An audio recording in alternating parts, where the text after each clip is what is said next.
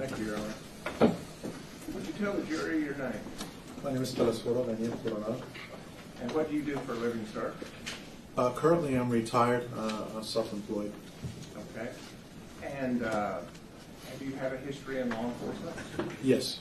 Would you tell us when that started and where your history in law enforcement has been? Yes, sir. In 2003, I believe I was employed with the Uvalde County Sheriff's Office as a jailer, at which point in 2004, in January 2004, I attended the Uvalde Junior College Middle Rio Grande Law Enforcement Training Center. Graduated in May of 2004, at which point the Uvalde County Sheriff's Office carried my commission as a reserve officer. In 2005, I was hired with the Uvalde Police Department and was with the Uvalde Police Department until 2023. So 18 years? Total of 18 years. I did about a year, a little over a year and a half in the Mustang Ridge Police Department, and currently have a reserve commission. With Mustang Ridge in addition? 2023. Okay. Mr. Turner, microphone, please. Thank you. And could you tell us your history with the Uvalde Police Department? Did you maintain the same rank throughout that period of time? No, sir.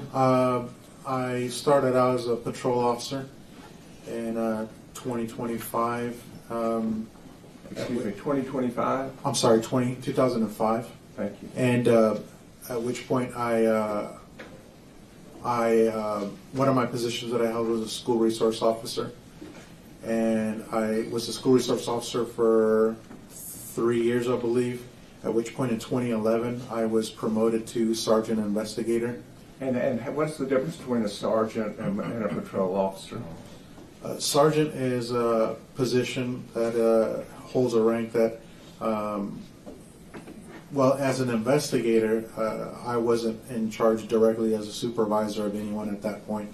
It wasn't until 2014 is when I was moved over to patrol sergeant.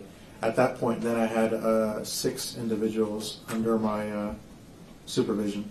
And so they answered to you? Yes, sir. And if you commanded them, they did as you commanded? As long as it was morally correct and a lawful order, yes, sir. And then above you, were there additional ranks? Yes, sir. And what are those ranks? At the Uvalde Police Department, there was above a sergeant was a lieutenant, and the lieutenants. So it fluctuated. There had at some point there was a captain, but they ended up restructuring. But it was a lieutenant, and then the chief, and that was it, sir. So the chief is at the top of the heap? Yes, sir. And how many primary law enforcement jurisdictions were in Uvalde during this period of time?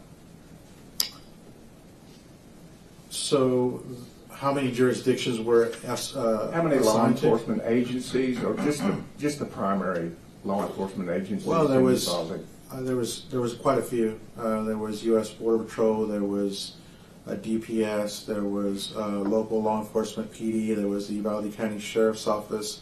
A number of constable offices, which and then and of course the 38 Judicial. Okay. And so let me start with the Sheriff's Office. Did they have a primary jurisdiction? Yes, sir, of the county. And is that of the entire county or outside the city limits? So it's entire county, yes, sir. Entire county. They had a jurisdiction of the entire county, yes, sir. And the city of Uvalde. Mm-hmm. Can you tell us what their jurisdiction was? Within the city limits, yes, sir. Okay. And then the school district police, what was their jurisdiction? Their jurisdiction was any of the campuses that we had in the city of Uvalde, including some that were outside the city as well. I believe I think they had one in Batesville. Okay. And so if a crime happened on the school district, who had primary jurisdiction over that crime? The school police would typically take charge of that incident. And if the school, by taking charge, does that mean that you were excluded from working on the police campus? No, sir. No, sir. We had a good relation with the campus police officers. We maintained a working relationship with them. They understood. We notified them if there was any investigations that needed to take place. That if we needed to conduct an investigation, we would notify them and advise them, and go from there. And they would be primarily responsible? Yes, sir. But would you all assist? As far as the investigation, they would allow us to do the investigation as long as we notified them. But if there's anything that happened on school grounds during the daytime, they would generally they would do the investigation. Yes, sir. And so if you went onto the school grounds, would that be in an assist role? Can you clarify? Sure. Did you sometimes go on the school grounds to assist the Yes, children? we assisted. Yes. Okay.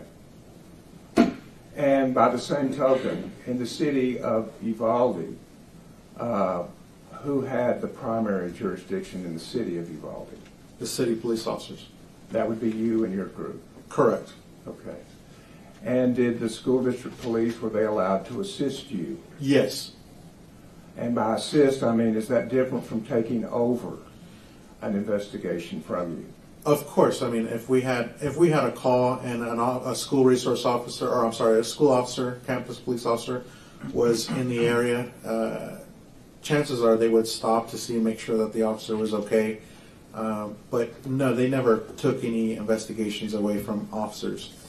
They allowed them to conduct the investigation and back them up. And that's the same for you. You wouldn't allow a school district officer to take an investigation over that you were engaged in? Oh, that's correct, yes, sir. Okay. And is that also true for the sheriff's office? Yes, sir.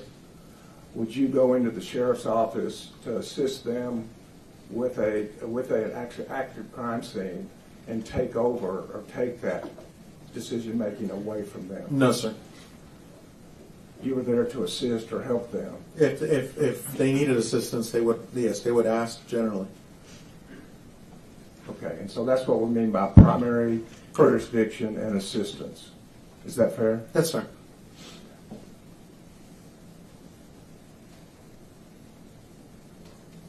As a police officer, and I'll take you directly to 2022, could you describe for the jury in general terms how you were armed or what equipment you had at your disposal?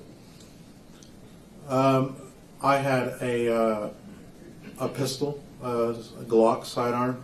I had, on that day, is that what you're referring to? Yes, sir. I had an external ballistic vest. I had a baton, 2 pair of handcuffs, 2 magazines, and 1 magazine in my pistol. I had a tourniquet. I had pepper spray, and I had a taser. Did you have a rifle? No, sir, I did not have a rifle at that time. Okay. So you talked about the equipment that you had, both in arms as well as protection. Is that Yes, correct? sir. And did you have also equipment that assisted you in recording events that occurred while you were on duty? Yes, sir, I had a body camera. And tell us about a body camera. The body camera that we specifically had, we could activate the camera. It would record in audio and video. Where was the body camera on your body? On my chest, sir. And how did you activate the body camera? There was a button that you would slide down to activate it, and it would turn on. And I suppose, was it battery operated then? Yes, sir. And so tell us about how long the body cameras would last. That's a good question, because depending on the age of the camera and the number of cycles that that camera had been charged, it would deteriorate over time. But we understood that generally what happened would the battery would deteriorate. We wanted to get as much as we can, so we were always conscious about the battery, the operation of the camera. So conscious about when you say get what you can, it was important. Correct. Yes, sir. Well, anytime we would make contact with a citizen, but we would turn it on. But it wasn't something that was on all day long. No, sir. You had to make a conscious movement to turn it on. Yes, sir, we did. Okay. And that was when you were making contact. Yes, sir. Is that fair? That's fair. Okay. In addition to body cameras, were you assigned a police car? Yes, sir. Tell us how your police car was equipped. So I shared a Tahoe with another sergeant, and us two, we would have emergency equipment like gloves. We had we carried the majority of our equipment with us. We would take it on and off, but generally we'd have like raincoats, cones, things of that nature that we'd use typically day to day. And was your police car also equipped with the means of recording important information when you investigated or were involved in an act of crime? Yes, sir. It was a dash camera. And did the dash camera run continuously? So it would depend on how the administration would set the camera system, or if they would purchase it. If they, there was a number of ways that they could set up the camera system. My particular camera system, if I parked my vehicle and turned off my vehicle, it would stay on for a certain time, and then it would time out, and to conserve battery so that it wouldn't kill the battery on the vehicle, it would shut down.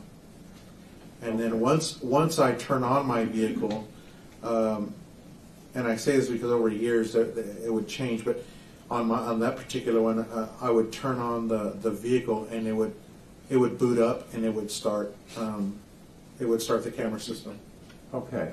And did that play a part in when your dash cam video started recording on this day, May 24, 2022? Yes, sir. Could you explain that to the jury and how that worked? So what happened was, on that particular day, I was at the Uvalde Police Department when the call came in.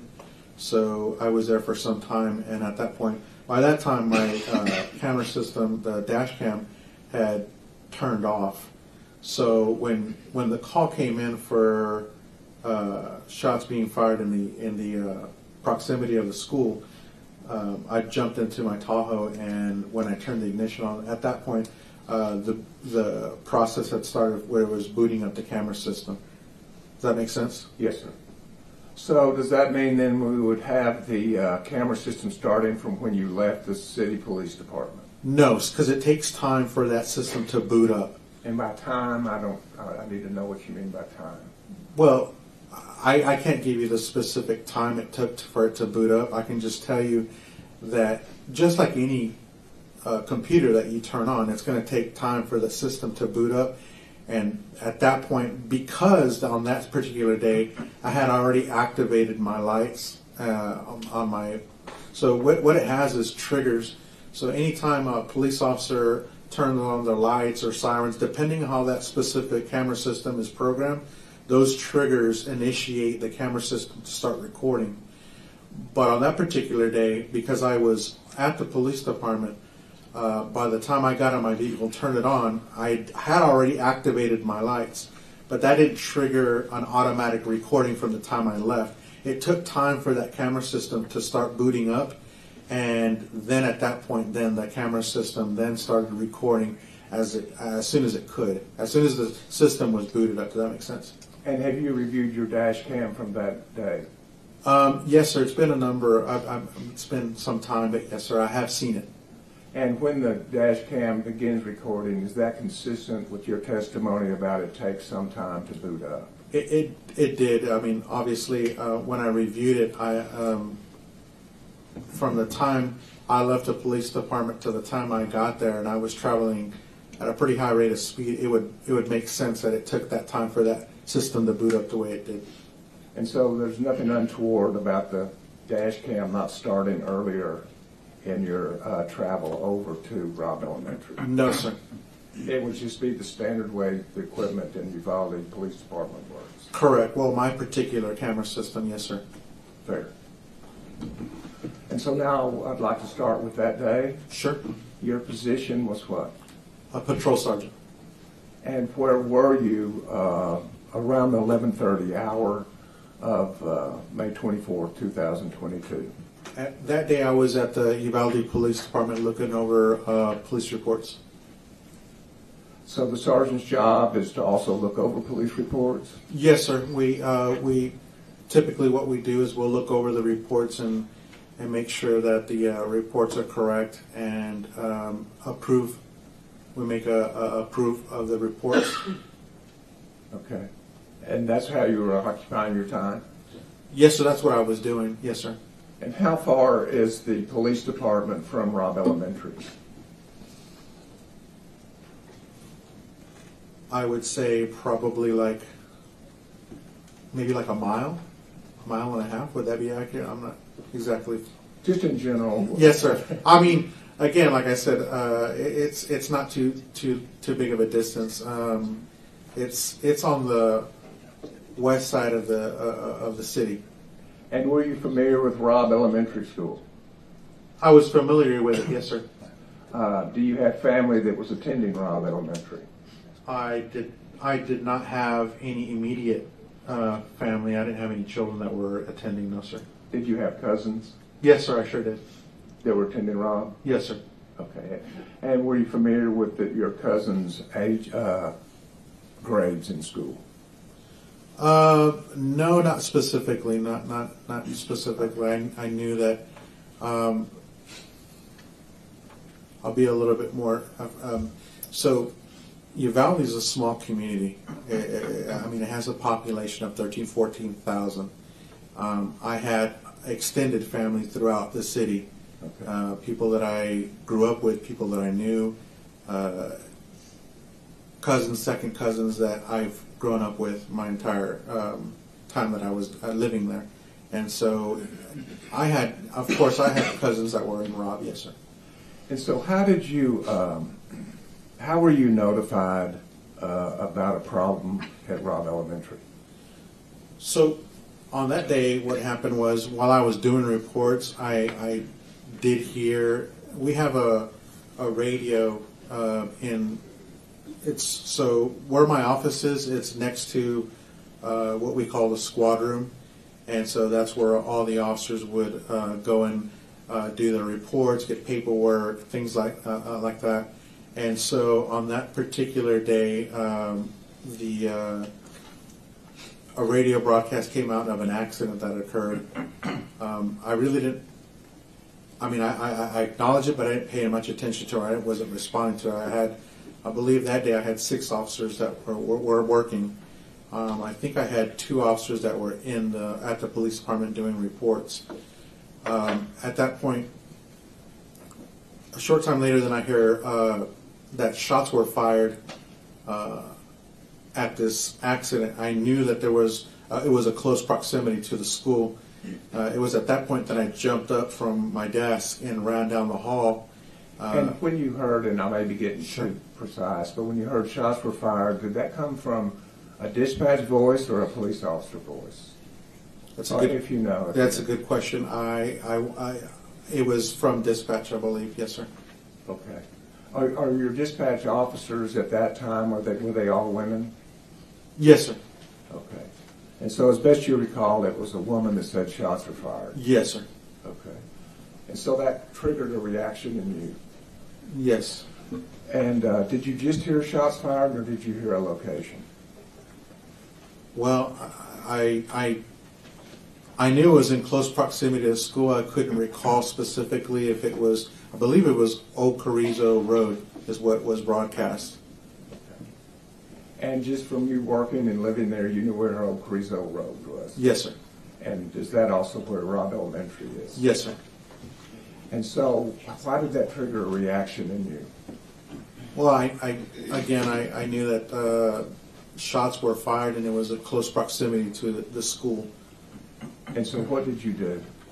I immediately jumped. Like I said, I got up from my office and ran down the hall, and I started yelling for whoever was in yelling distance. I started yelling that there was shots fired by the Robb Elementary, and ran to my Tahoe and got in it and drove towards the school. So when shots are fired at Robb Elementary, does that mean all hands on deck?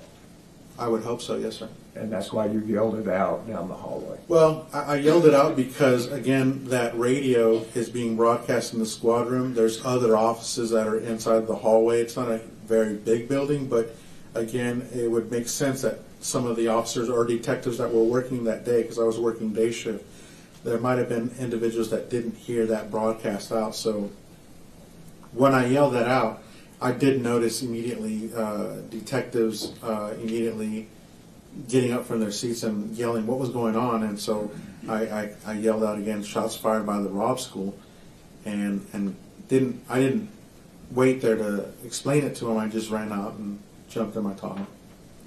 And you were thinking clearly enough to act when you heard that there were shots fired at Robb School? Yes, sir. And how did you act? What did you do? Well, when I jumped in the Tahoe, I immediately started. Anytime I get a call, anytime I receive a call through dispatch, if I respond to a call, I'm thinking about the potentials, thinking of what could happen, getting in the correct mindset, and trying to think of what I'm going to encounter as I'm heading to the call.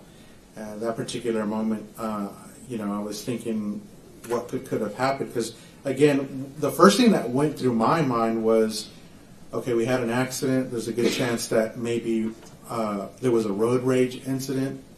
So that was the first thought that ran into my head, was or possibly a bailout. That was another thing that we were just getting hammered with bailouts that was back in 2022. So you have two pieces of information.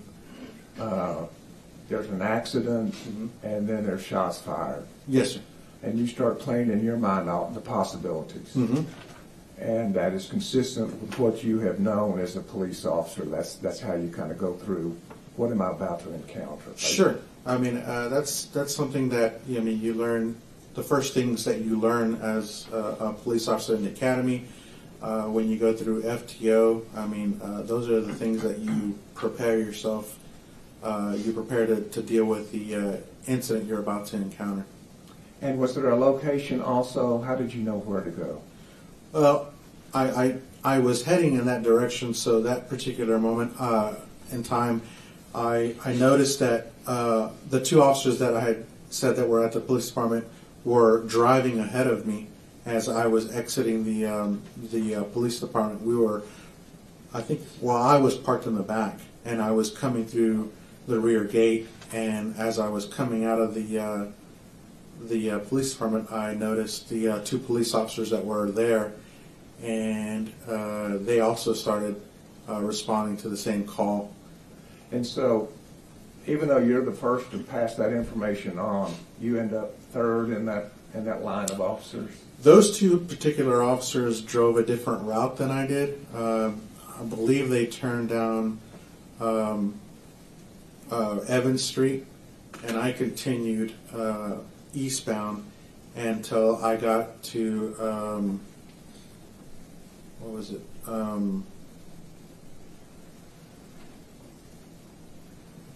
Grove, South Grove. I took a ride on South Grove, and when I got there, those two officers had already been, I saw those two, they were driving Explorers. Those two Explorers were at the intersection of Grove and, what was the name of that street? Geraldine. Okay. And so we're just talking about a few seconds, but they did beat you to the place. Yes, sir. And did you say that's because your car was in the back, parked in the back? Yes, sir. Was their car parked in the back too, or I'm sorry? were their cars parked in the back too, or Can the you? two officers that beat you there? Uh-huh. Were they parked where you were parked? I don't know where they were parked, sir. Okay, fair enough. But you get there within just a few seconds of when the other two officers got there? Well, I can only say that I got there. They were already there. I don't know. I would assume that it was a few seconds. Yes, sir. Okay. Let me make sure I understand the trip over there. Do you go the speed limit when you're answering a shots fired call? I didn't know, sir. Okay. So how fast did you travel? I couldn't tell you exactly how fast I was traveling. I was traveling at a high rate of speed. You were in a hurry. I was. And did you use any of your equipment on the vehicle as you were headed over there? Yes, sir. Lights and sirens. Okay. And the purpose of the lights? Is to so the purpose of the lights was to get everyone out of the way. I was responding, what we refer to as code. And the purpose of the sirens? Same thing, to alert traffic to get out of the way. Okay. And so as you approached South Grove Street and Geraldine, at that point, before you turned off your vehicle, the lights and sirens were on. Can you repeat the question? Before you turned off your vehicle, were the lights and sirens on? Are you referring back to when I was at the police department? The trip down Grove Street? I never turned off my vehicle, no, sir. Oh, okay. Fair enough. So no, when I got to the intersection, I put it in park, and immediately saw officers taking cover behind the vehicles. They were, at the time, they were receiving gunfire, as what I perceived to be receiving gunfire. When you say you perceived that they were receiving gunfire, describe how you came to that decision. Well, so as I was approaching, I saw them taking cover, which means that they were they were on the north side of their vehicles. Their vehicles were facing east. And they were behind the vehicles. And when I got off the vehicle, I could hear gunfire going off. I made my way to where they were at, and my first question was, "Where's it coming from?" They said that they didn't know. So you had gunfire, but you didn't know where it was coming from? No, sir. And the other officers didn't at that time know where it was coming from? No, sir. Was there anything in addition to the gunfire that was consistent with the dispatch about the wreck and the shots fired? Did you see a wreck? No, sir, I did not see a wreck. Okay. Did you see a truck in a ditch? No, sir. Okay. What did you do when you got out of the vehicle, asked the officers where the shots were coming from? What did you do then? So, as soon as I got off my vehicle, it was a matter of seconds before I asked them where the shooter was, where they were receiving gunfire. One of the officers says he didn't know, or both of them. I'm not sure. Both of them responded they didn't know. As I am trying to figure out what the gunfire is, I don't hear any rounds coming in my direction. I don't hear the vehicle taking any rounds. So at that point, I decide to get up and look over the vehicle and try to determine where the shots are coming from. I don't see anything. I don't know where they're coming from. But maybe a second or two is when I look over to my left behind me and I see people yelling from the funeral home, and they're yelling out, and I couldn't understand what they were saying. My concern at that point was for them, so I start yelling at them to get back into the building. But as they're yelling at me, I could hear them saying, "He's running towards the school. He's running towards the school." So at that point, then Let me stop you right there. Yes, sir. I believe you said that your officers were taking fire. Mm-hmm. Does that mean that you heard those shots while you were still in your car?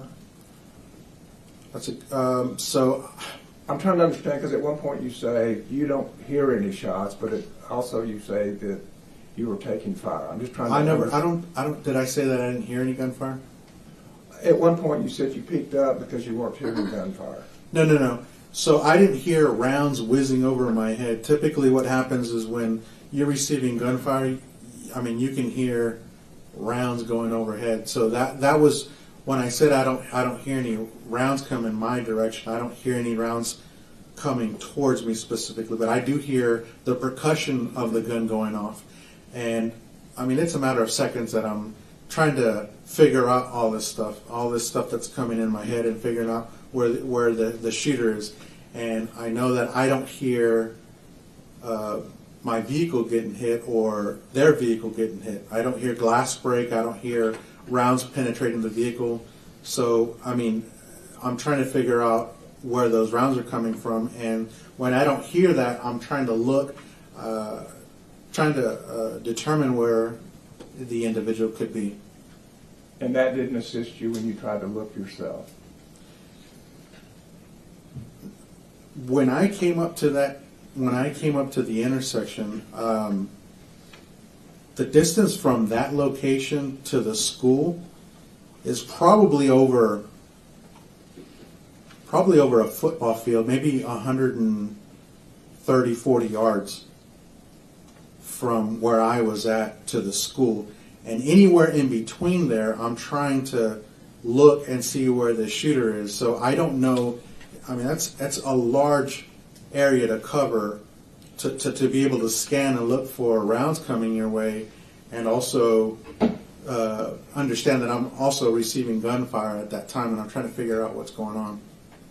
When you say you're receiving gunfire, mm-hmm. That's different from shots going off. Why did you say receiving gunfire? Well, again, like I said, I went with what I saw at the time, which was officers that were taking cover. I determined that I determined that the rounds weren't hitting the vehicle. So that's when I was trying to stick my head out and try to figure out where these rounds are coming from. So by receiving gunfire, what does that mean to the jury? To me, at that moment, I know that there were shots being fired, but I don't know where. I don't hear rounds hitting the vehicle. So I don't know. That doesn't necessarily mean that I'm not receiving gunfire. Does that make sense? And why does it not mean that you necessarily are not receiving gunfire? Well, I'm trying to make that determination in my head is what I'm trying to tell you. I'm trying to make that determination where the rounds are, where they're coming from, all those things in a matter of 10 seconds, 8 seconds. Sure. So a round could be coming your direction and not hitting a vehicle. Correct. And you could still be receiving gunfire. Yes, sir. And so that's in one part why you're saying you're receiving gunfire. Yes, sir. Is that fair? Yes, sir. That's fair. I'm sorry. Okay. And so you peek over your vehicle, mm-hmm. and you say it's over 100 yards. Is that correct? That's correct. To the school. Well, where I'm positioned at that moment in time, there's an entire open field from that ditch where the vehicle was after the fact that the vehicle was found. From that area, there's an entire open field. But the vehicle was already there, wasn't it? Well, I knew that now, but at the time, no, I did not know there was a vehicle that was there. Fair Does enough. that make sense? Yes, sir. So what I'm trying to say is I'm trying to give you an understanding where I'm at, where I'm positioned at the intersection. Okay. What I see out there is an open field, and then I see a building, the Robb School buildings. And was there anybody in the open field? I could not see anybody, no. And between the open field and the building, is there a parking lot? Yes. And this was a school day? Yes. Were there cars in the parking lot? Yes, I could see vehicles, yes, sir. In the parking lot? Yes, sir. Okay. And would that shield the view of somebody behind those vehicles? It could potentially, yes, sir. Okay. And so as you looked, you didn't see a gun? No, sir. Did you hear any more shots? I know that, like I said, I know I heard rounds going off initially when I get there. My attention turns back to the individuals that were yelling, and at that point then I ran back to my vehicle, my Tahoe, and I proceeded to see if I can locate the individual shooting rounds. Because the people at the funeral home were Yes. yelling at you? Yes, sir. Did they give you a direction to go? Towards the school, that's all they said. I believe that one of them had said he was running towards the school. So you hear gunshots, and then a witness tells you he's toward the school. Those two things cause you to act, Yes, sir. and you act immediately. Mm-hmm. As soon as you hear going toward the school, you get up and jump in your vehicle. Yes, sir. And what do you do in your vehicle? So the reason why I decided to jump back in my vehicle is because what I thought in my mind was he was running through the school, towards the school. Okay, that's two different things I need to understand. To the school and through the school. I need to understand those two things. Well, I was, again, I'm trying to process what people are yelling behind me while hearing gunfire. Sure. My concern is also for their safety and well-being. I'm yelling at them to get back into not knowing that they're trying to pass information on to me. And again, all this that we're talking about everything that we're talking about has happened in a matter of seconds. And so I'm trying to figure out what is going on, where the shots are coming from, in the same time taking rounds, what I perceive taking rounds, and trying to determine where this individual's at. When they yell, he's running towards the school, through the school, they're also quite a distance from me. They're yelling from the door, the front door, so I can't clearly hear exactly what they're saying, but I know that they had said something either through the school or to the school along those lines. And would you describe their voice? Did it seem like they were excited? Yes, sir. Stressful? Stress, yes, sir. But you still relied on their information? I was relying on whatever I could see here and whatever information I could use. And that's from your 15, 18 years as a police officer. Yes, sir. And so you got in your car? Yes, sir. I got in my Tahoe and I proceeded eastbound towards the front of the school. And I think I got lost in my own questioning. There was the words to the school and through the school. In your mind, you're making that call. Well, again, because in my mind, I'm responding to this call and I hear gunfire going off. I see officers taking cover. I'm trying to determine. Then I hear individuals behind me yelling, he's running to the school or through the school. And my whole thing is, again, you have to take into account where my mindset was at. I was thinking, okay, I possibly have an individual that got into an accident and is trying to get away from us, trying to shoot at us, and I need to find this guy and stop this guy. So when I figured that he was running through the school, I was going to go around in front and cut him off and flank him. Okay. Mm-hmm. So in your mind, because it's either a road rage or a bailout, at that point, hearing shots, dispatch has told you there's shots, Mm-hmm. and a witness says either to the school or through the school, that's the body of information you had at that time. Correct. And so you acted on that information. Yes. And you went for the purpose of, why did you drive again? Or where did you drive, I should say, which street? Well, I drove my Tahoe to the very front of the school. What I was anticipating was this individual was running through the school to go through the school. My intent was to go and flank him and stop him there. So you're thinking through these Confronting there. things? Yes, sir. Okay. And did you get to the front of the school? Yes, sir. When you got to the front of the school, what did you do? When I got to the front of the school, I saw a vehicle traveling at a high rate of speed towards the front of the school where I was parked, immediately I had the chief of police for the school district show up, Pete Arredondo. This was his primary jurisdiction, Yes, sir. and he showed up at the front of the school about the same time you did? Yes, sir. Okay. And so, what did you do when you saw that it was Chief Arredondo? When I saw it was Chief Arredondo, I mean, again, I know him personally. I was relieved to see him. And he's showing up, and so When you say relieved, why does that relieve you? Well, just someone that I know. It's just someone that I've worked with him a number of years, and so just seeing someone that I knew.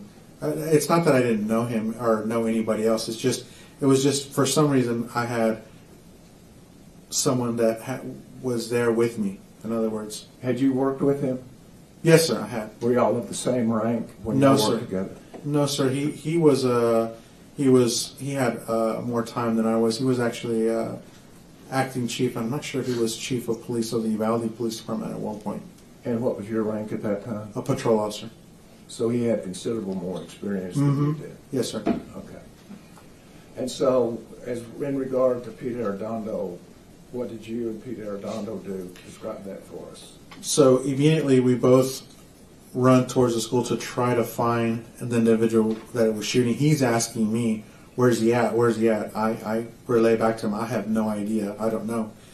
At that point, we run towards. So at Robb School, there's a like a circular drop off on the very front of the school, and so we went through the front gate through there where they drop off the children. We ran through there and ran underneath the breezeways and ran past the cafeteria and front office, continued running and ran down one of the breezeways. I want to say it was second to the last one, the furthest south. So this run from the front of the school with Pete Arredondo, on that, were you walking or running? No, I was running. And why would you be running? Well, I was trying to find where this guy was, this guy that was shooting at us. Was time important? I would say so, yes, sir. Okay. And did you gather or get any other information during this route that you just described for us? No, I was just actively searching for the guy that was shooting at us. Okay. This might be a good time for you to kind of show us the route that you were taking. May I approach you? I know that you, of course, said I.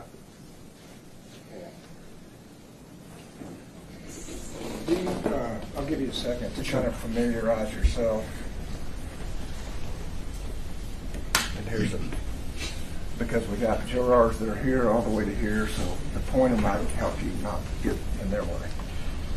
So Let's start with where you drove and where you started. Yes, sir. So this is where this is the direction I came from, and I drove on southbound on South Grove. And when I got about right here, I see the two officers that are already parked right there. They're parked facing east.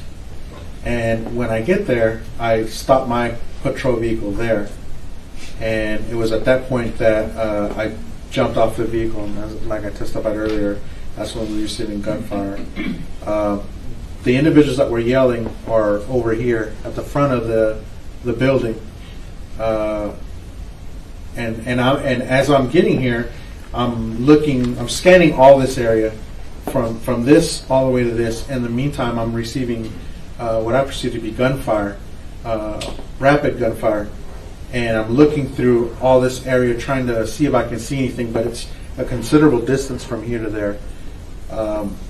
At that point, when I determine, or when I hear the individual say he's running towards the school, I don't know where he's running towards the school, but obviously where I'm at here, I know he's running eastbound. I know that he's running eastbound. So at that point, I drive my vehicle this way, and I end up parking right here. Chief Arredondo comes and parks right there, and we both run towards the front of the school. Let me stop you right here. So everything you have just described, Mm-hmm. was that captured on your dash cam? Yes, sir. Okay. And then you get on foot, is that correct? When I park here, yes, sir, I'm on foot here. And after you get on foot, then the dash cam doesn't really help us with you. No, where sir. You go. No, sir, not really. I run through here with myself and Chief Arredondo. This is where the curve, the drop off where the gate is at. I run through this gate and run to this hallway here. It's an open hallway. It's just like a covered. And I run with Chief Arredondo, myself and him, run this way. And I want to say we got to right about here. Yes, sir. And at that point, then we start running up westbound towards the breezeway. Well, at this point, we still don't know where he's at, where anything is. We don't know where he's located. It's at this point that I have enough time and I activate my body camera. So that's where you activate your body camera? Yes, sir. Okay. The delay in activating had nothing to do with not wanting people to see what you did No, before? not at all. I mean, I again, like I said, prior to me even getting there, that's not the first thought that runs through my head. Before, like I said, before I get off, I even see that officers are already taking gunfire. It'd be nice. Sure. So again, like I said, Let me stop 1 second, though. Go ahead. But I think you also said that when you got on foot, you gathered no other information. no, sir. While I'm actively searching for the guy, for the suspect, the individual that was shooting at us. As I'm running through here, I'm looking down the breezeways, looking every which way. I still don't know what he's wearing, what he looks like. The only thing that I had heard was he's running towards the school. I get no description of the individual, nothing like that. And so, where is it again where you activate your body cam? I'm running through this breezeway right here, Okay. under this building right here. And so you activate your body cam, and does that thereafter pick up the information during this active shooter situation? Yes, sir. And show us, and then I'll sit down and talk about it, but did you end up in the 4th grade wing? Can you be a little bit more specific? Did you end up in this building? I did, yes, By sir. the parking lot? Yes, sir. Just show us that route, and then I'll sit down and we can talk about it. Okay. So as I'm running through this wing, as I said earlier, I activate my body camera, and we're running through the wing, myself and Chief Arredondo, and I noticed what individuals over here on the south side of this building. And it's when I get to right about the edge of the building, I hear muffled gunfire. And Do you do anything when you hear the gun? I was going to sit down. If you can just show me the direction you took, then I'm going to sit down and ask you all those questions. sure, Just the direction. I continued westbound towards this building, and then that's when I heard the muffled gunfire. And so, where did you enter the building? You did enter the building? Yes, sir. I proceeded this way after hearing the muffled gunfire and entered the south side of the building, this building here. And now I want to talk about that in a little bit more detail. Yes, sir.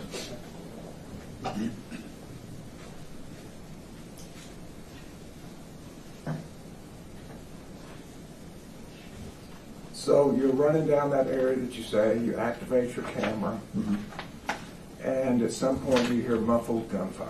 Yes, sir. And do you react, in other words, do you say anything when you hear that muffled gunfire? I immediately yelled for the officers that I saw, the 2 individuals that I had determined to be officers, to run inside the building. Okay. Is that all you said, run inside the building? I can't remember exactly what I said. I was under stress, and I yelled for them to run inside the building. Will your camera pick up what you said? Yes, sir. Okay. And did they go to the building? Yes, sir. And did they enter the building? Yes, sir, they did. Did they enter ahead of you? Yes, sir, they did. Okay. And did you get there shortly thereafter? Yes, sir. And was anybody with you when you got there? Well, the two officers that were there, Chief Arredondo, had entered the south side of the building, and I entered after them. Okay. I don't know. I don't believe anyone entered behind me. Okay. And what pace did you go toward that building As fast as I could. when you heard the shot? Yes, sir. Muffled as they were, and why did you decide to run to that building? Well, I had already ran through. Again, I had already searched that area of the breezeways. The way the building is, the way the buildings are, it's an open. They're open buildings, open classrooms through these wings that I was showing you. And when I got to that last wing, I heard muffled. I don't know exactly where they're coming from, but I know that I hear muffled gunfire, and that's the only building that's left there. And so, I yell at the officers to get in the building. Okay. So because it's muffled, your conclusion is it's not outside. Right. Yes, sir. Well, I made an educated guess and figured that it was from coming within the building. I don't know for certain because I don't see anything. I'm only responding to the muffled gunfire. You're just aware enough to tell other officers where they should go, Yes, sir. and that was into the building. Yes, sir. For what purpose? Why would you want them to go into the building? Well, I didn't know if other officers were receiving gunfire. I didn't know where the gunfire was coming from. I don't know if officers are engaging in a gunfight, whether they're being shot at or they're shooting somebody. But regardless, we need to get into the building. It's a school day Yes, sir. during school hours. Yes, sir. That's a school building. It is a school building. Were you concerned about kids at all? From the moment I got there, yes, sir. Okay. And so you went into the building too. Yes, sir. And tell us what happened when you went into the building. As I entered the building on the south side, we slowed down a little bit and were quickly walking through the hallways. As I'm entering the building, I'm looking around, and the first thing I notice is the entire hallway is dark. It's dark. There's no lights on. I see what appeared to be smoke throughout the entire hallway. Could you smell anything? Smell something burnt. Something was burning. I could smell. Have you been around gunfire before? Yes, sir. Have you practiced on the practice range Yes, sir. and fired guns? Yes, sir. What did that burn smell like? It smelled like gunpowder. Okay. And so, tell us what you did. Well, as I'm walking through, I'm trying to look all over, look around because we don't know where the individual is, whether it's even one or two individuals, three individuals. We don't know anything other than shots were being fired. And as we are making our way through the hallway, it's dark. There are no lights on. It's extremely quiet. We don't hear anything. And again, like I said, there's like a cloud of smoke throughout the hallway. And the officers continue going through the hallway, and I keep looking back to make sure to cover behind us. Because at this point, like I said, we don't know where this individual's at or whether there's more than one.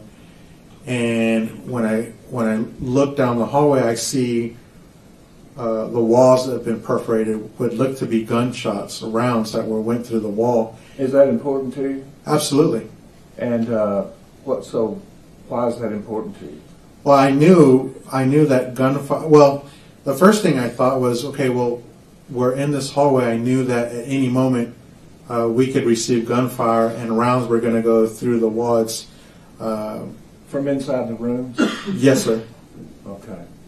I was thinking, we don't have any cover through here. We're making our way through here where there's no cover, but I knew that rounds had gone through the walls. There were sheetrock. So that's what I was looking at. I looked over and I saw holes in the sheetrock, and I also saw spent brass rounds on the ground, on the But floor. there was no gunman in the hallway? No, sir. Did you still feel like he was in that building after seeing the holes in the sheetrock and smelling gunpowder? And, well, did that make you think whether the gunman was? Well, I am trying to process where this individual is. I don't know who shot the rounds or any of that. I just know that I'm trying to figure out what's going on. I'm processing everything that's coming. So do you say anything when you see these holes in the walls? I know. I told the officers to watch out that there was rounds through the wall.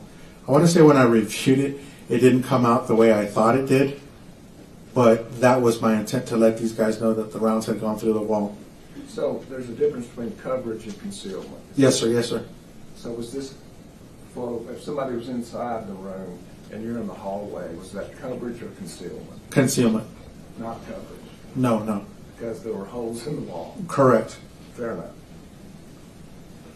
And how many officers then entered the south door during this initial phase? 3 and 4, including myself. And who was that? It was myself, Chief Arredondo, and what later I found out it was Officer Adrian Gonzales and Sergeant Page. Not Donald Page? Donald Page, yes, sir. That's the 4 that entered the south. Yes, sir. And Adrian Gonzales and Donald Page entered before you. Yes, sir, they did. Were those the 2 men that you saw at the south side of the building? I saw 2 individuals. I later determined that they were them. I wasn't, again, like I said, my mind was going 100 miles an hour, so I didn't necessarily, I knew they were officers. I didn't know exactly who they were. I just knew that there was 2 individuals in front of me. I knew who Chief Arredondo was, because I was right next to him. But again, I'm looking down at a good distance, and I'm yelling for them to get inside. I wasn't concerned exactly who it was At the time? At the time, but I learned later on that it was Adrian. Okay. And Donald Page. Okay. Because you're in the hallway with them, and then thereafter you were with them. Well, yes, sir.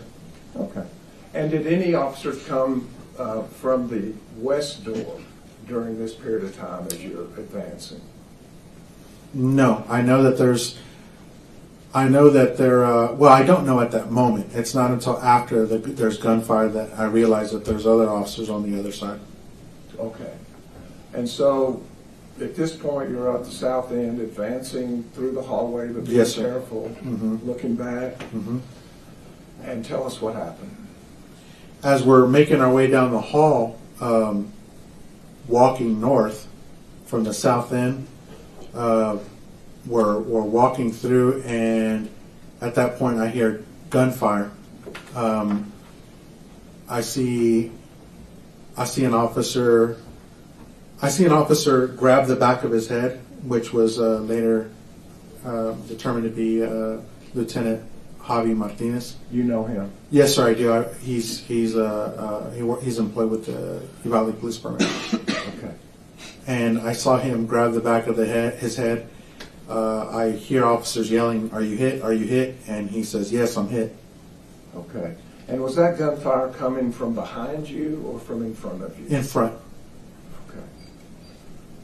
And so you hear gunfire. Javi Martinez hollers back, "I'm hit." Did he say anything else about his condition? No, sir. Okay. And so what happened next? At that point, I can hear radios going off trying to break and trying to relay information. I also grab my radio, try to hit the radio to let officers know. Because at that point, once Officer Martinez is hit, someone, I think it's him, he yells out, he's on the classroom over here to my left. And so at that point, I don't know specifically right then and there, but I know he's in one of the classrooms ahead of me. And I know that there's officers more than likely coming this way. So right when that happens, myself and Officer Adrian Gonzales run out the south end and start radioing traffic of what's going on to our responding officers. And I don't want to get ahead of myself. Y'all do run out the back end. Yes, sir. And that's South end. about the south end. Yes, sir. That's about 30, 35 seconds after this discussion about how It's difficult for me to tell exactly seconds and how long it took, but yes, sir, that's what happened. But your body cam was working during that Yes, period sir. of time? Mm-hmm. And does your body camera pick up not only visual but also the sound? Yes, sir. And did it pick up the sound of a discussion that happened before you exited the south end? After reviewing my camera, yes, sir. And what was that discussion? I believe it was a conversation between Adrian Gonzales and Pete Arredondo. And what was the conversation? There was some discussion about calling SWAT. Okay. And that was between this defendant, Adrian Gonzales, and Pete Arredondo? Yes, sir. Within seconds of when there was actually shots being fired? Yes. From inside a classroom? Yes, sir. Adrian Gonzales and Chief Arredondo were discussing calling SWAT. Yes, sir. And would that be the opposite of confronting the shooter? Would be the opposite? No, I think we were trying to formulate a plan to confront the shooter. And that would be to call SWAT. Yes, sir. Wait for SWAT to get there. Well, I don't know if they were necessarily waiting on SWAT. I know that I think that they had determined that we were. So I can't answer as to what they were thinking, but I just asked you. For sure. Okay, fair enough. It was just call SWAT. That's it. That's all I can tell you. Yes, sir. After reviewing the camera, they had mentioned something about calling SWAT. Yes, sir. And then y'all moved out. You and Adrian Gonzales moved out of the south wing. Yes, sir. And did Adrian Gonzales call for SWAT? Yes, sir. I believe he did.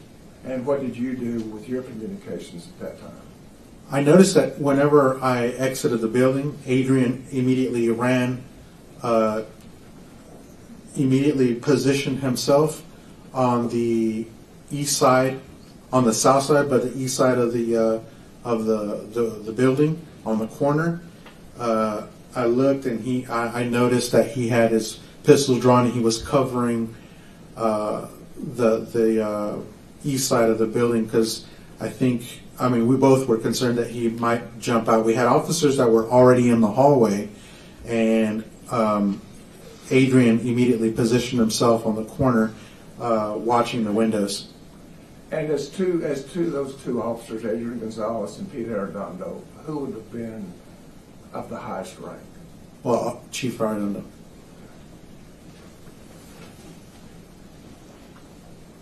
And did you ever go back into that West Wing? Yes, sir, I did. Did you ever see Adrian Gonzales go back into the West Wing? I do not recall. I don't remember specifically. Okay. I saw him throughout the incident. Sure.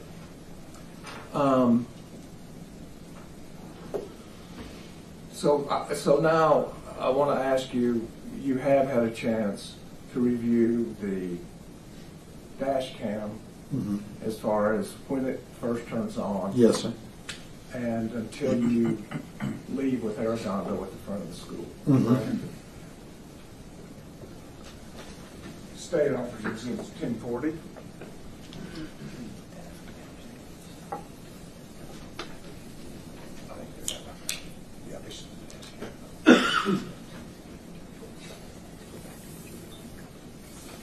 It just stops after. It's just a critical time. I'll ask it. Based off Mr. Turner's representation to me, Judge, about this video, no objection. Submitted. And so the dash cam, as far as its relevance to the jury, it will show when it turned on while you're at the intersection. Is that correct? Say it again, sir. As far as the relevance to your testimony, Yes, sir. the dash cam will show when it turned on and where your vehicle was and the people in front of the dash. Everything that I testified to, yes, sir. All the way up to the north end where you parked. Correct. And then at some point, you and Arredondo leave the side of the dash cam. Yes, sir. And that's the only relevant part the dash cam picked up as to what your actions were that you testified. Yes, that's fair. They will display Exhibit 1040 to the jury. Yes.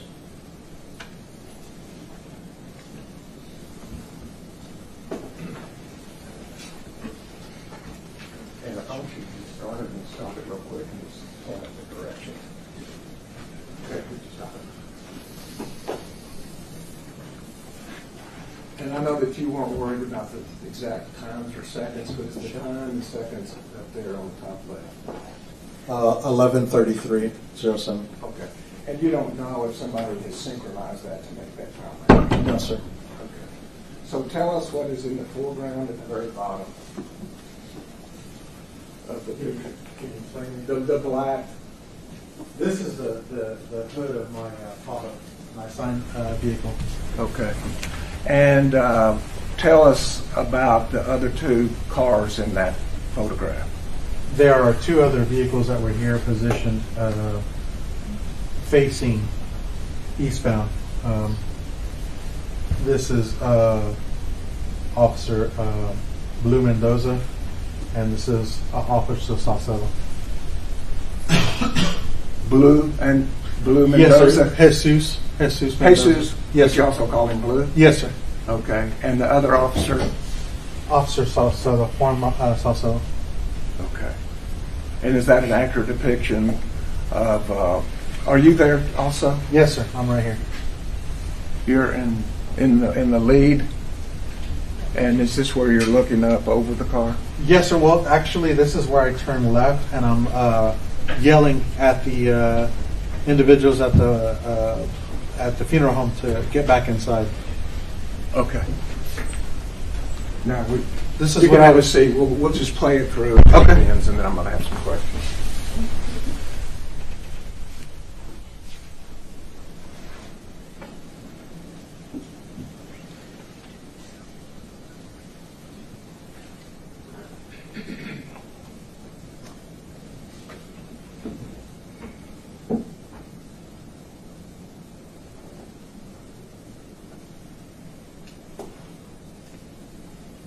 Okay, could we stop it there?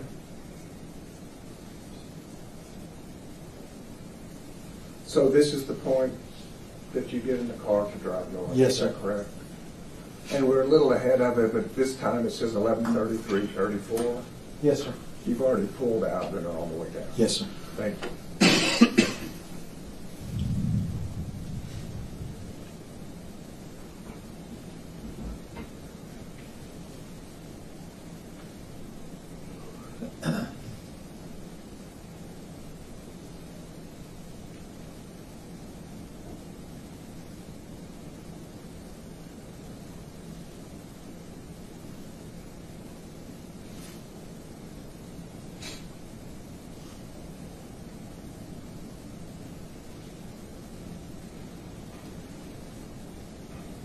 Okay, could you stop it? So a few seconds before 11:34:11, a vehicle appears on your dash cam. Whose vehicle is that? That's Chief Pete Arredondo. And so the dash cam then picks up what happened with Chief Arredondo, is that correct? Yes, sir. Okay.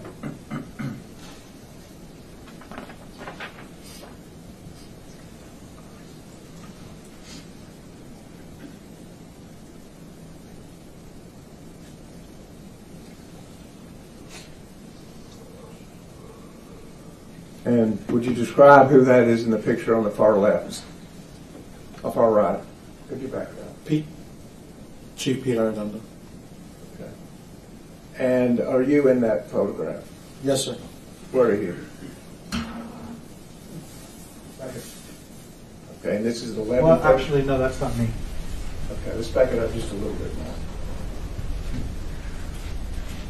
If you'll play it from there and tell us where to stop when we see you.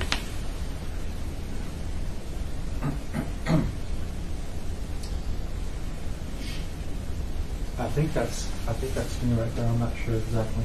Okay, let's stop it and go back. What are Pete Arredondo? Were you still in your car when Arredondo arrived? No, sir, I don't believe so. You were already out? I got out of my vehicle, and like I said, I heard a vehicle coming at a high rate of speed, which was him.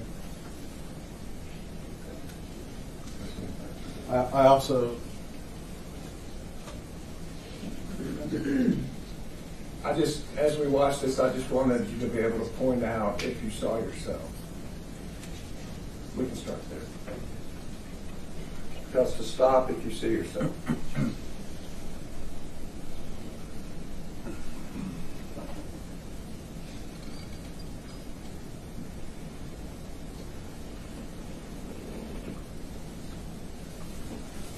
I'm not exactly, that could be me right there. I'm not exactly for certain, sir. Okay. Coming in front of the car, Yes, sir. but is that consistent with you following Arredondo in Yes, the sir. building? Yes, sir. Okay. If you go ahead and play for me.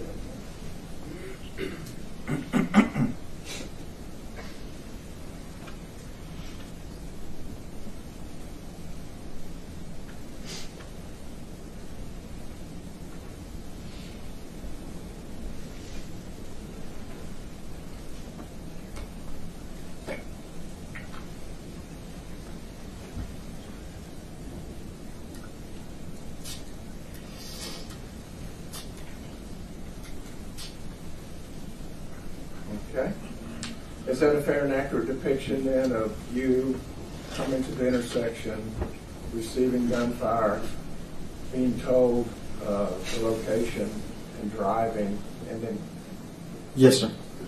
your dash cam is of no real relevance as far as what you did from that point on. Is that correct? Yes, sir. Then took the path that you described for the jury. Yes, sir. And at the point where you have explained to us, you turn on a body cam. Yes, sir. And does that then show the additional movements that you had in relationship to other officers? Yes, sir. And this is not just video, but audio. Is that correct? Not the dash cam. The dash cam doesn't have any audio, but the body cam, as soon as I activate it, I believe seconds after I activate it, the audio picks up. Thank you.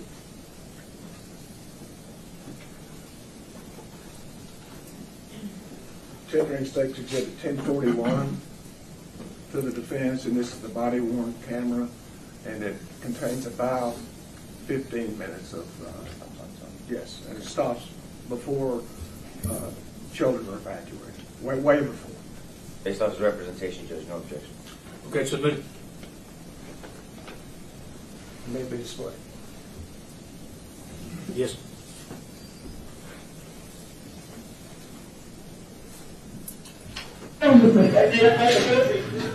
What?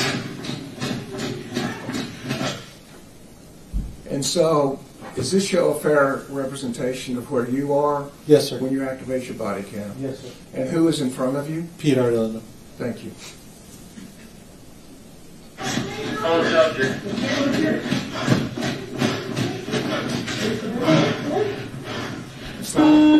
Guys, me! Okay. Does the body camera now show police cars Yes, sir. and also the general location of these two men that? I can't make an accurate. I can't see the two individuals right now. They're kind of small. Yes, sir. Okay. If you'll go ahead and go. Thank you. Careful! You might be in that building! Okay. Stop. So did you see them? Yes, sir. I did. And so by the cars that we just saw, where were these two men? They were in front of, or I'm sorry, next to the south entrance of that building. Okay. Between the cars and the south. Yes, sir. Okay. Thank you. Okay, you've only just saying that he's possibly in the building on the... Oh shit, shots fired! Get inside! Go, go, go! Laying on Dia Street. The one female shot in the head. I'm sorry to interrupt there, but that's kind of an odd dispatch that comes to you. I thought so too. Yes, sir. A female shot in the head on Dia Street. Yes, sir. But that comes in after you've already made your trip around the Elementary School and just before you're going in? to Yes, the sir. South entrance. And is that the first time you'd heard that? Yes, sir. Okay. Thank you.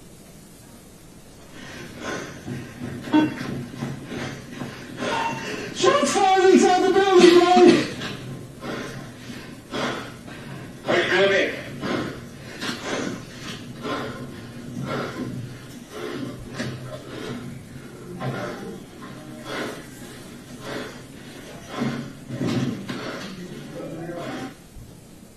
Earlier in your testimony, you said that it was dark. Yes, sir. Does it appear that there are lights on? I don't know if those are lights or skylights. Okay. But is this the condition that you saw the hallway in? Yes, sir. Could you see other officers? I could see other officers in front of me. Yes, sir. Thank you.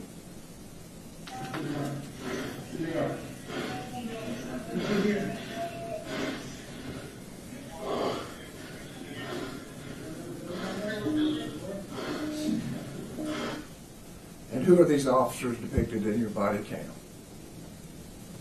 I believe Adrian Gonzales and Chief Ireland. Okay. Thank you. Careful, guys, shot fired.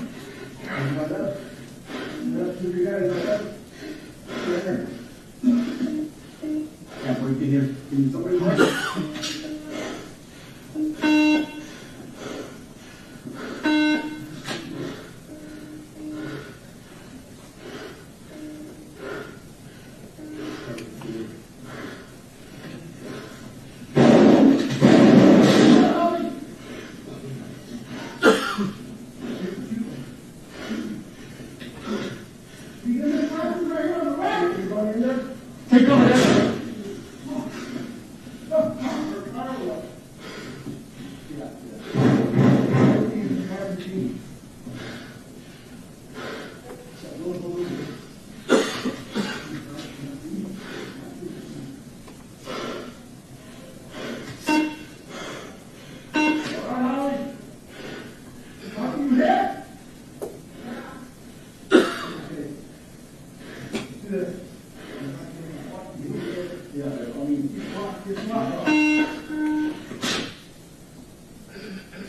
Did we just hear the words "get SWAT"? Get SWAT? Yes, sir. And who was that conversation between? I believe it was with Chief Ireland and Adrian Gonzales. Okay. And was this on a school campus? Yes, sir. And it's because it's on a school campus, who had primary jurisdiction? School police. And you were there to assist? Yes, sir. Okay. Thank you.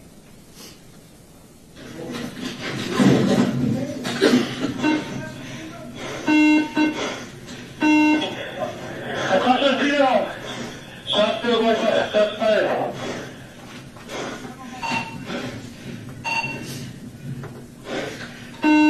That's what Steve Ronnie, you hear the you Ronnie point?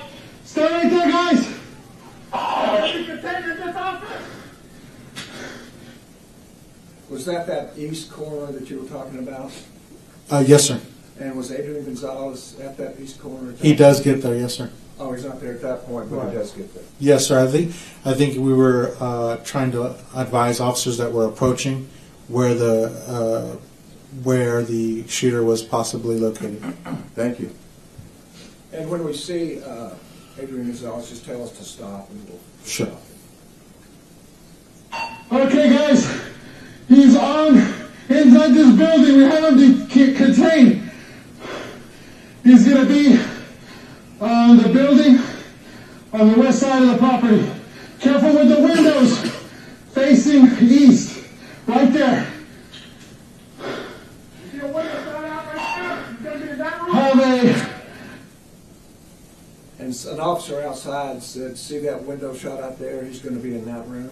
Yes, sir. Who was that? Adrian Gonzales. So he was aware of that defect in the window on down the road.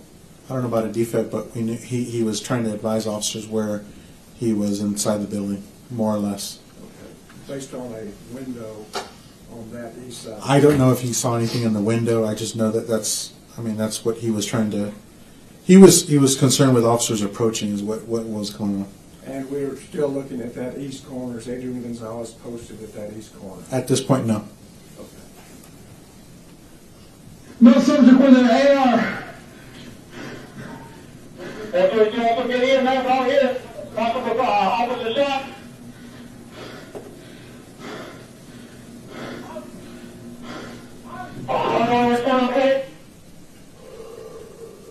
Is Adrian Gonzales anywhere at that point, or maybe you could point out for us where he is? I think as I move over to my left, he's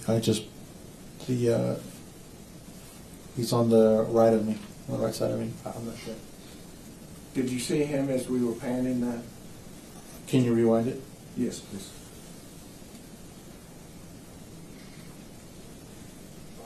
And tell us where you see him here. AR. That's you also get in there, out here. Possible officer shot.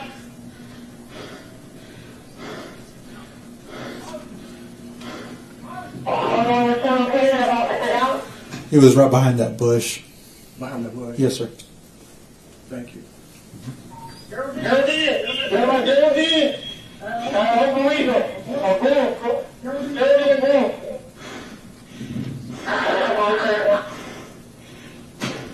have the also USC is 555 DS. 555 DS. USC is stacked.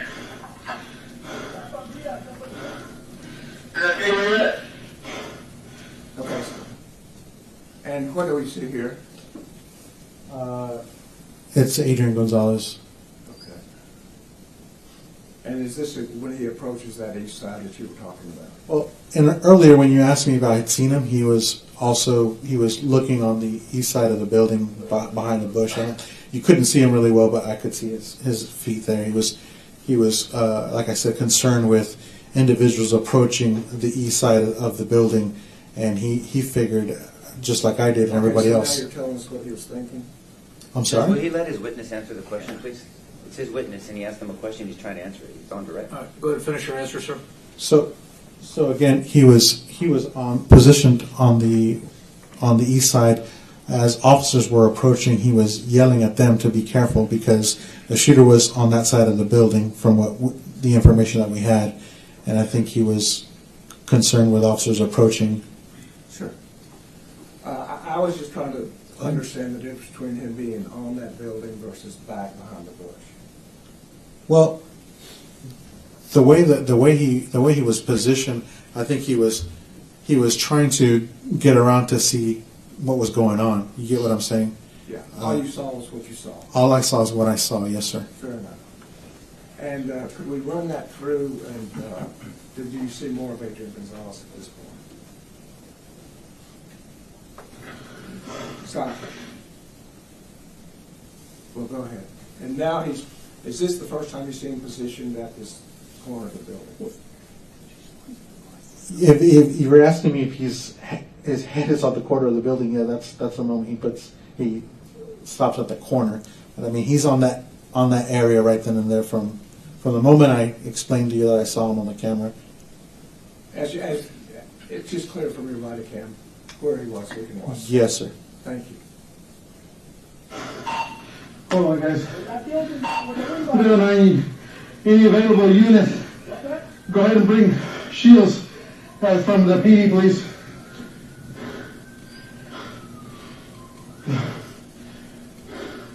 Feel free, but any is my help. Any is available.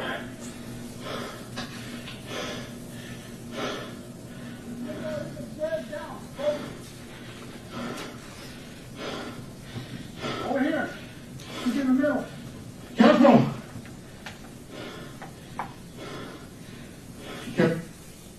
And where is Adrian? Is that Adrian Gonzales? Yes, sir. And where is his weapon? He has his weapon holstered at this point. It's holstered. Yes, sir. Thank you. Oh.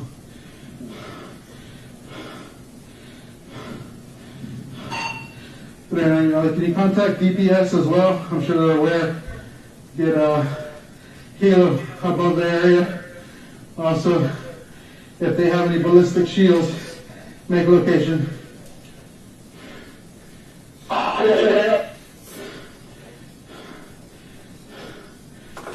Could be right next to the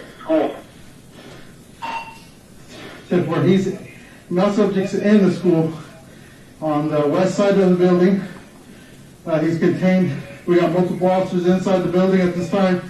We believe he's barricaded in one of the offices.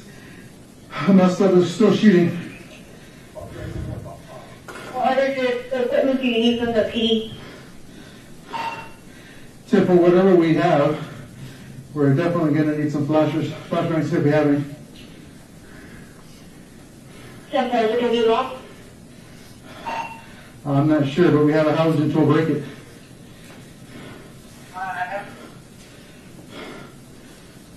I'll pick up what we have. Guys, careful!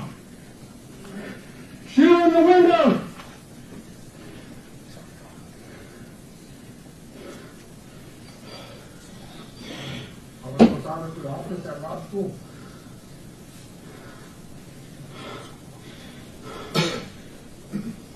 Subject should hold this one.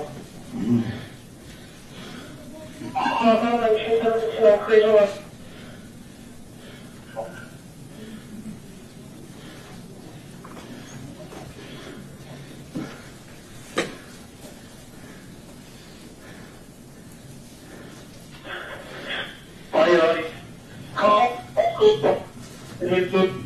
So does he miss me this costume? See if the cops is in there right now or if they're calling out. Again, it's me, this is costume.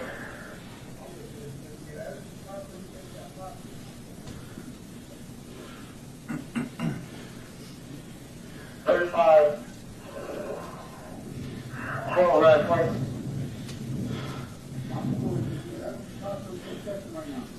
Anyway, I'll tell you, switch over to PD primary. Switch to PD primary.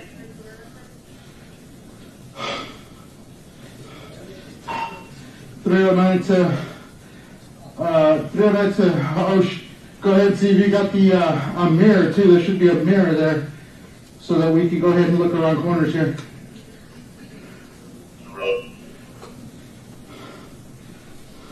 $122. 2 units. The classroom should be in session right now. The class should be in session. It's minute out. 19, you said it. Oh no. It's just a rifle. One city, you've got the shooter with one of them and a one coat. He's going to be armed with the rifle. Repeat, armed with the rifle. He's requesting for a spot by the funeral home to the top of the building. I don't know, 412. I don't know what she said. Shut up, for you. They want to give you a 28. That is going to be the suspect's vehicle. Frank Nora King, 5522. Frank Nora King, 5522.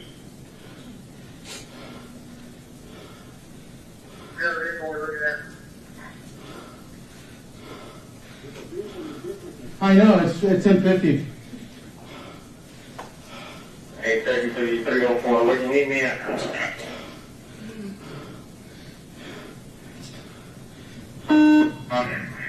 Go back over to school at the south side. Yeah, boy. You have a lot of people pulling up on, over here by the funeral home as well. 10-4. Have some officers that are available. Keep everybody back.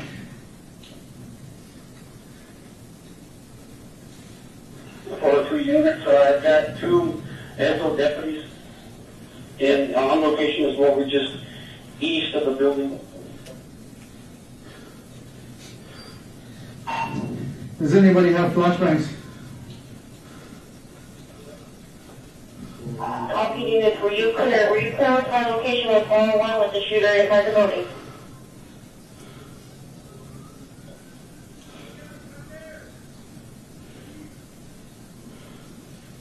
Three windows on fire, that was show me on the here.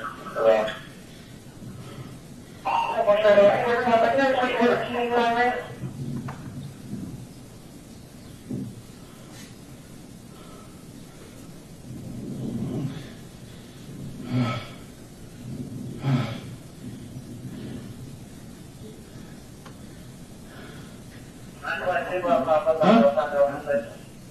I saw a teacher on the ground and I thought she had tackled someone. Who said I saw a teacher on the ground and I thought she tackled somebody? Adrian Gonzales. She didn't say, I thought she had a gun.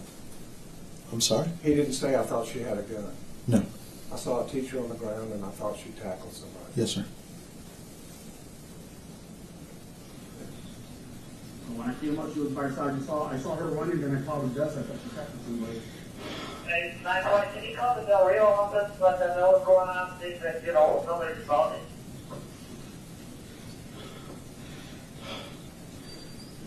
Report, hold on there, Montana, Montana.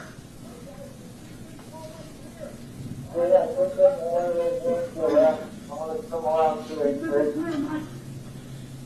They're not going. Keep it clear, because that's all I'm saying.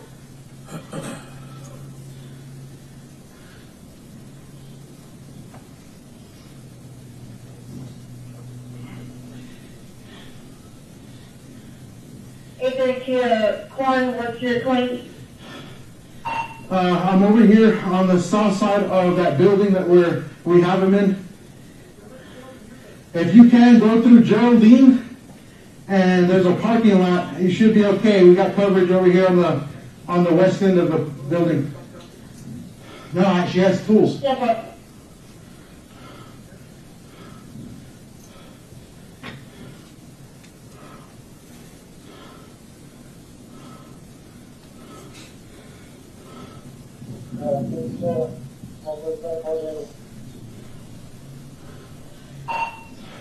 Uvalde. If you haven't already, get a hold of BP as well.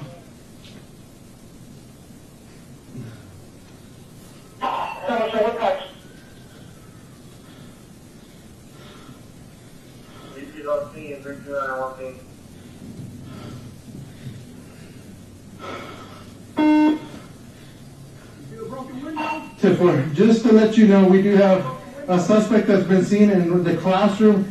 The windows are facing east. We have officers surrounding the area. We also have officers inside the building. We got cover on the west side of the building. It's a brick building. He's shot several times out the window towards the east.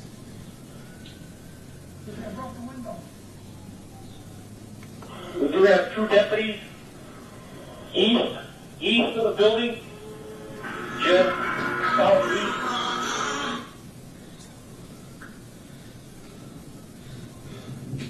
Hello.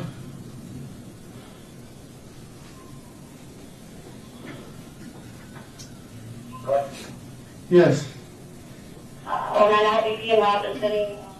Hello. Man, we have a shooter inside the school. I can't talk right now. Lock down the high school too, just because the parents are going to go crazy. 309, we're attempting to locate, contact all the schools. Is that a fair and accurate depiction then of the first few minutes that you arrived? Yes, sir. At Uvalde, Robb Elementary School. Yes, sir. In Uvalde. Mhm. And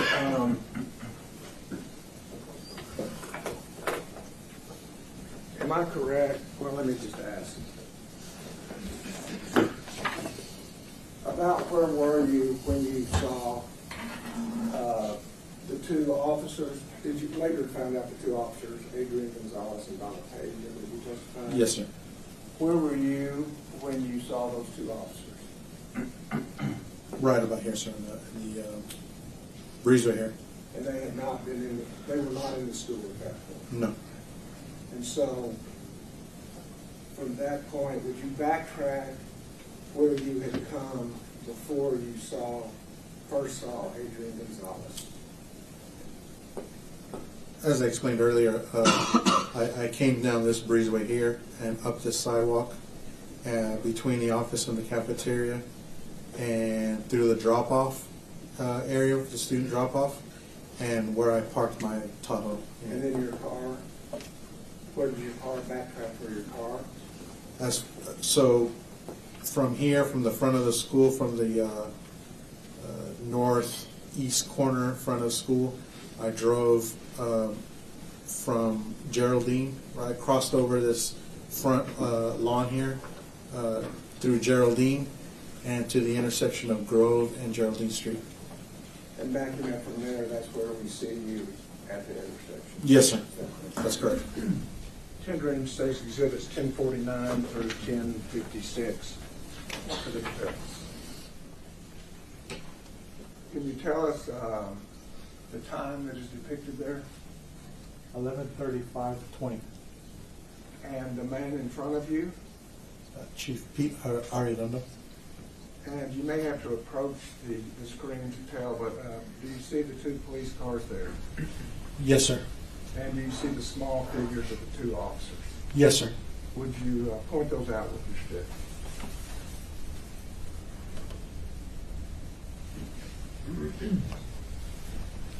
So would they be closer to their police units or the south entrance at that point? They're next to the patrol units, yes, sir. Thank you. In State's Exhibit 1050, can you tell us what we're looking at here? It looks like Chief Pete Arredondo. And where is he on that diagram? That's as we're approaching the that west building on the south Appear end. to be at that sidewalk, that crosswalk. Yes, sir. And would you point out on the board what we're talking about the park, about the sidewalk? Yes, sir. He's right about here. Right on that crosswalk, Yes, sir. just as he's leaving the crosswalk? Yes, sir. And where is the closest police vehicle on this map at this point? Somewhere in this area right here. I'm not exactly sure. Okay, we'll go back and see it in a minute. Sure. Fair enough. And the time is 11:30, 5:39. 11:35.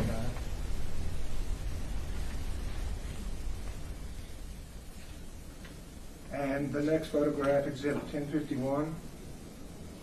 What is the time? 11:35:50. So this is about 11 seconds later. Is that correct? Yes, sir. And do you see Chief Arredondo at that point? Yes, sir. He's approaching the south entrance. And to be fair, he's not actually at the south entrance at that point. Is that correct? No, he's approaching the south entrance. He's still a couple of steps away. Yes, sir. And unfortunately, your arm is in the way of some of this. Is that correct? Yes, sir. Bouncing up and down. No, sir. I'm actually activating the button on my radio. Okay. But that your arm is moving. up Is and it? down Yes, sir. because you're in action. Correct. So he is at this point. Has he crossed that area and is about parallel with that east side of the building? Yes, sir.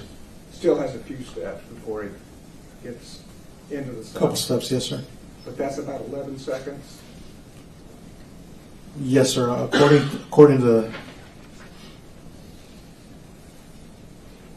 that timestamp up on top. Okay.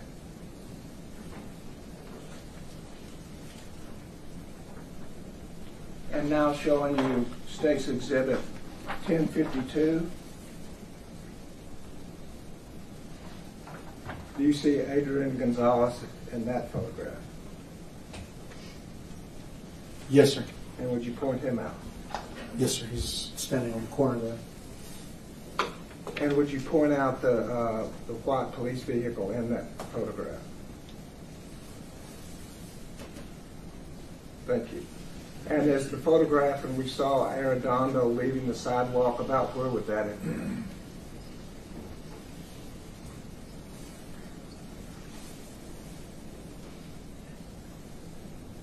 So it's about, in general, about the same distance from the vehicle to that south door as it is from It's that really side. hard to tell distance with those pictures. I really can't get a good. You're looking at a picture facing that way. It's hard to tell exactly the Okay. distance. I could tell you where they're positioned, but it's difficult for me to say. If you're just on State's Exhibit 1, if you're pointing out again where the photograph that showed Arredondo on the crosswalk, Right about there, yes, sir. and the vehicle that we see in this exhibit is on It's south of the sidewalk here, Right about there. somewhere around here. Yes, sir. So we're not saying the exact, but in general, the same distance. I'm sorry. Same distance to We're not what? saying the exact distance, but in general, the same distance from this crosswalk to the south door as from the police vehicle to the south door. Yes, sir. I mean, within a couple. Yeah, in general, yes. And we could ask somebody that's actually measured it. Sure. And they could tell us exactly. Sure. Fair enough.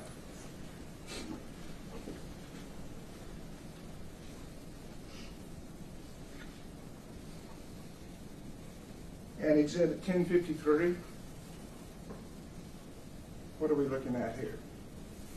That looks to be the parking lot of on the west side of that building. And that was the condition it was in when you were out there? To my knowledge, yes, sir. Because this is your body camera. isn't it? Yes. Okay. And so is that the condition of the cars that were there during, No cars were moving in and out. No, sir. Not that I'm aware of. so that would have been the condition of the parking lot? Yes, sir. And moving down that parking lot, exhibit 1054, does that move down the parking lot? Yes, sir. Is that also accurate? Yes, sir.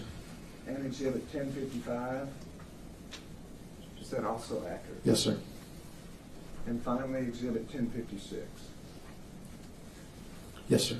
And is this the far north end of the parking lot? It's hard for me to tell where. I don't know if it's a far. I can tell you it's on that parking lot, the west end parking lot. Okay, could you point out the vehicles that we see there? I see 7 vehicles in that frame. Okay, could you point them out?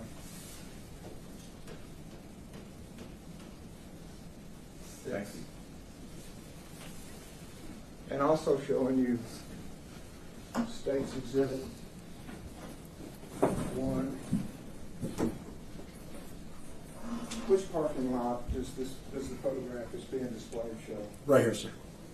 And this last photograph, does it show what area of that parking lot that we're talking about? Yes, sir. I don't. What exactly? I don't know what that is. Not part of the parking lot, I don't know what that is.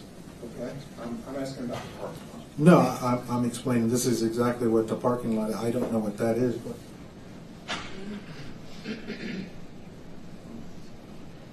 Okay. My question is, if you show... I apologize. I'm just explaining what I'm seeing Sure, here. that's fine. But yes, this is the parking lot that you're talking about. And this photograph specifically, which part of the parking lot? This part of the parking lot right here. Okay. And where were your officers parked at the intersection? Over here, sir.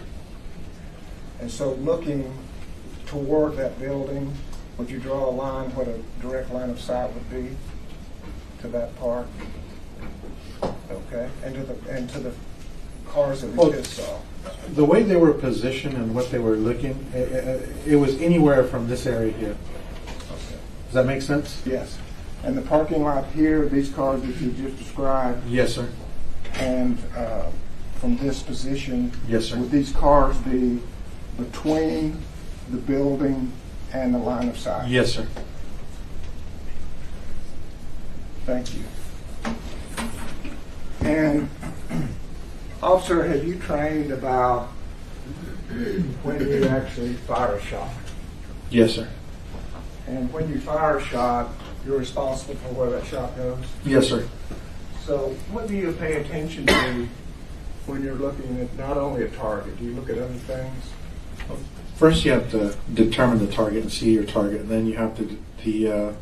It's also you have to be aware of the backdrop. What is backdrop? Directly, whatever's behind your target. Okay. And why do you want to be aware of the backdrop of what's behind the target? Well, rounds. Even if you hit your target, rounds can go through your target. Rounds can go. If you don't hit your target, you're also you could possibly hit what you don't intend to. So you have to be aware of the backdrop. Okay. And in this case, from the position that you and the other officers were looking toward the school,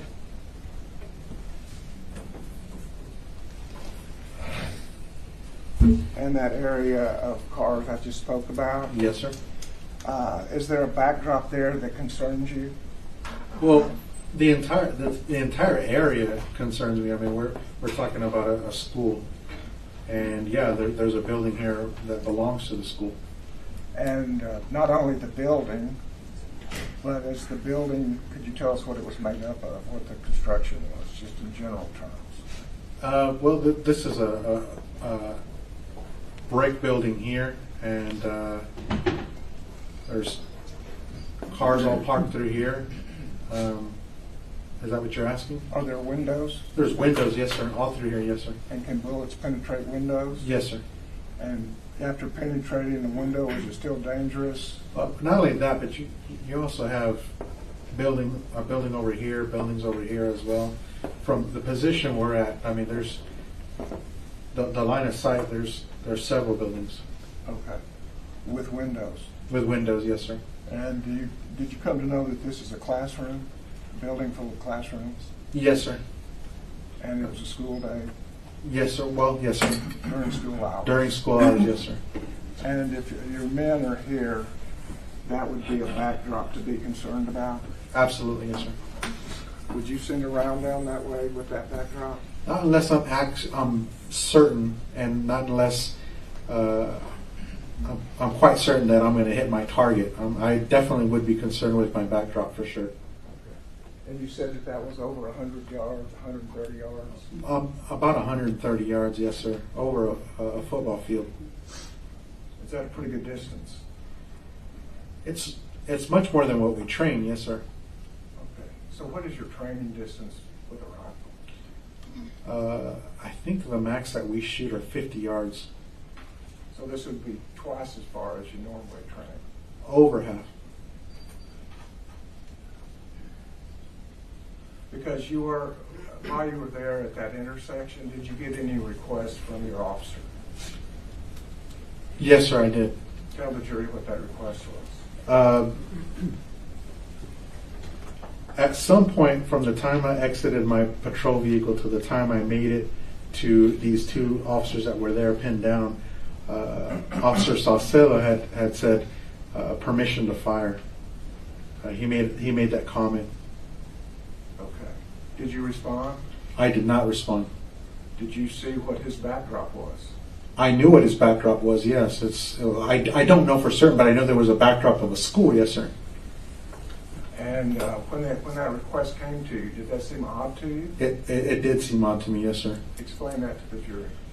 Well, typically when you're being shot at and you have an individual that you see with, if you do see an individual with a gun, I've never been asked or have ever heard of anyone asking for permission to fire. I mean, I don't know what he was thinking or why he said that. I don't know if his concern was and he just wanted to clarify with me. Judge, I'm not object to speculation. Yeah. Yeah, I don't know what he was thinking. I don't want to ask you what he was thinking. Did he ask you that question? He did ask me that question. Yes, I can answer what I saw and what I knew. Yeah, that's all I'm asking. Mm-hmm. And so you did not see specifically his backdrop. I did not. In general terms, his backdrop. Correct. Would it have been irresponsible for you to give him direction, not knowing the specifics of his backdrop? Yeah, absolutely. And so you did not respond, did you? I did not respond, no. Well, or did you? I'm sorry. No, I did not respond, but the thing is that happened within 1 or 2, 3 seconds. I mean, you can clearly look on my dash cam from the minute I get there to a couple seconds is all it took for me to get in my vehicle because they were yelling at me. In between from then until I was also trying to comprehend what was going on. I was getting a lot of information. I was trying to determine where this guy was, and in the middle of all that, he says, I think I see him, permission to fire. And for maybe a second or two, then at that point, then I heard the individuals yelling, he's going towards the school, and left and drove towards the front of the school. Does that make sense? Yes, sir. Okay.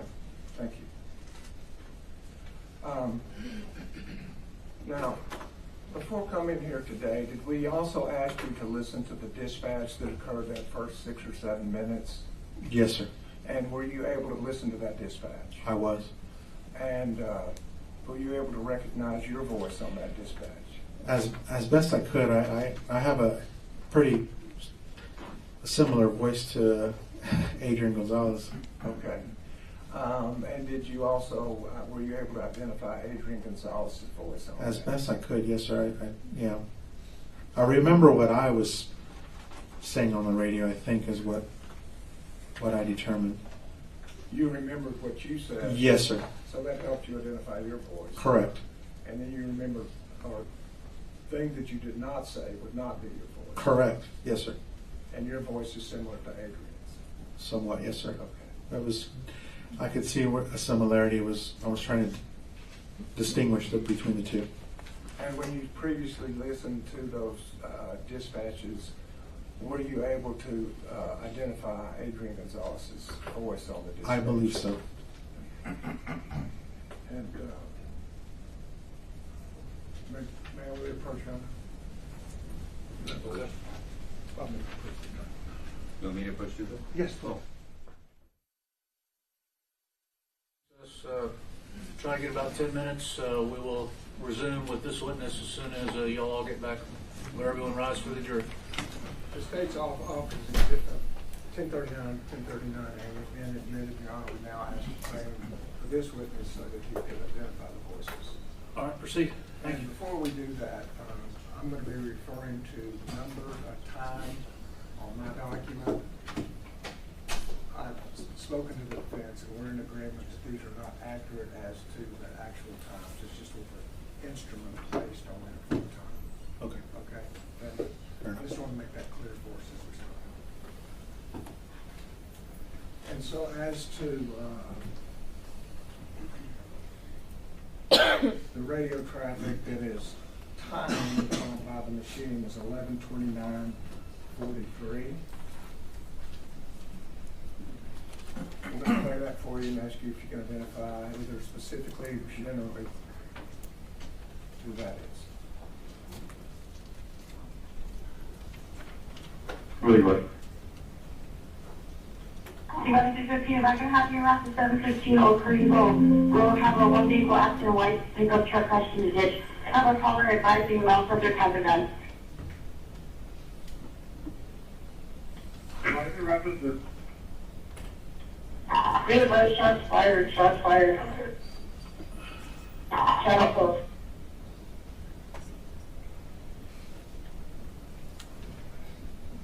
And so did you recognize that voice? The dispatch? So that was the dispatcher? Yes, it was dispatch advising the traffic for 315. First, that there was a wreck? Yes, that there was a wreck and that the complainant had advised that there was a gun involved, and then seconds later, shots fired is what she said. Okay. And is this what drew your attention to get in your vehicle and go? Yes, sir, I believe so, yes, sir. Thank you. 11:30:15 is what his designation is. What's the location of that PD traffic involved? Geraldine and Old Creek Road, Geraldine and Old Creek Road.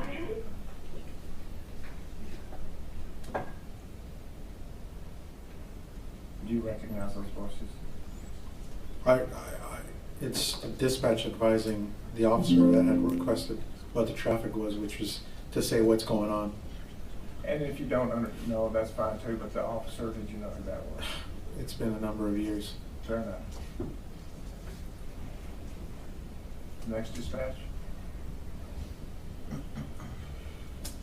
Can you advise that subjects jump the fence, they're going to be in the school?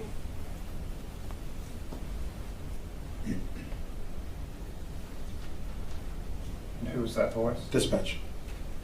Thank you. The next one. You know if there any smoking in it? Yeah, I can look clear, we're responding from the PD. That's fine. That you? Yes, sir. You notified dispatch you're responding from PD? Correct. And is that standard operating procedure? Yes, I'm advising that I'm en route to assist. Thank you. The next one? What's your name, Rob? I'm sorry. 715 Oak Creek Road has several subjects running. Beautiful, Robbie. Did you go and notify the school at Robb School?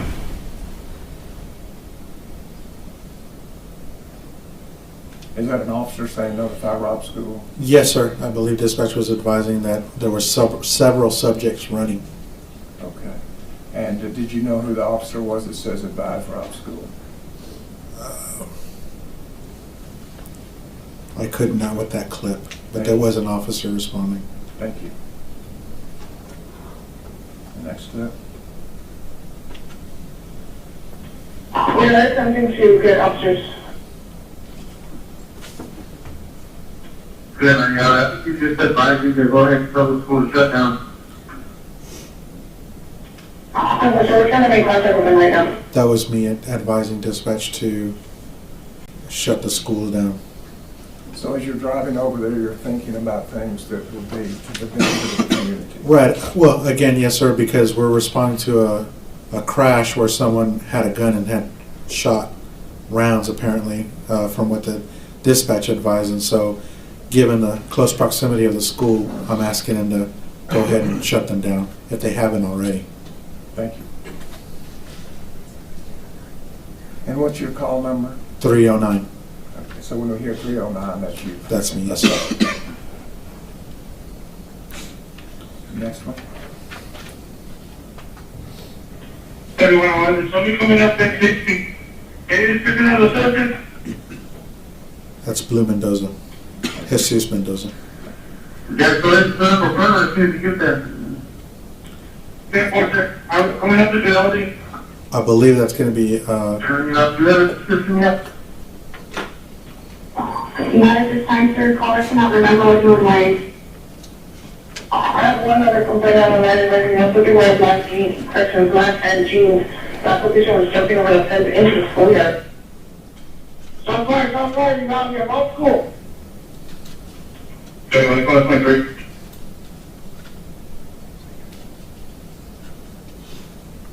And so there's a description given, yes, sir, and that's by who?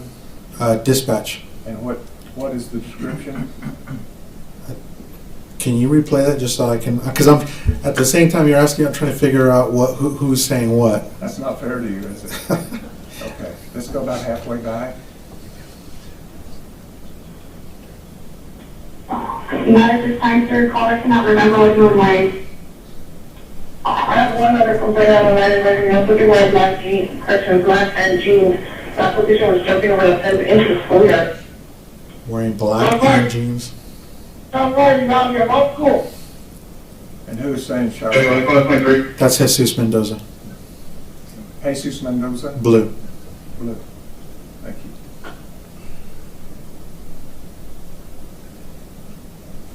And the next one?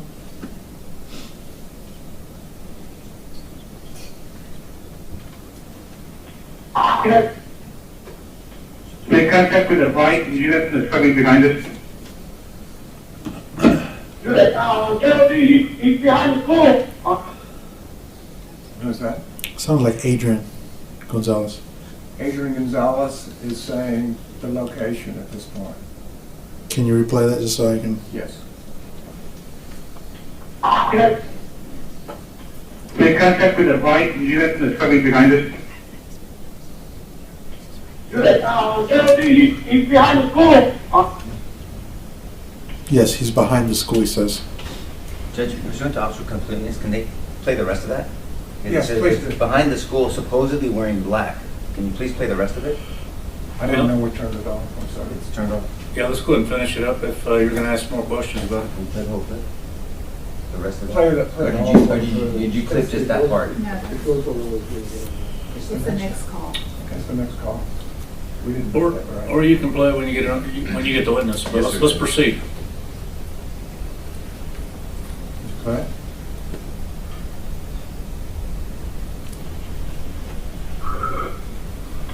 It's over, guys. It's over. Shots fired.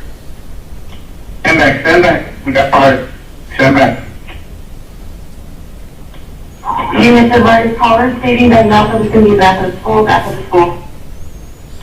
Gonna be on the back school, on the west side of the school by the vehicles.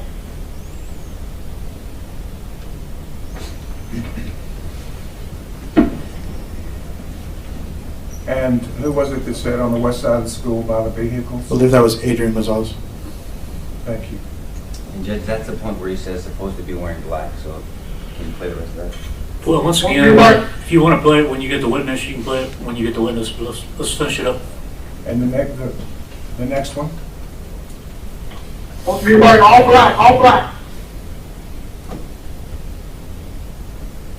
That was Adrian Gonzales, yes, sir. And that's just on the same, it's on the very next segment, is that correct? I believe so, yes, sir.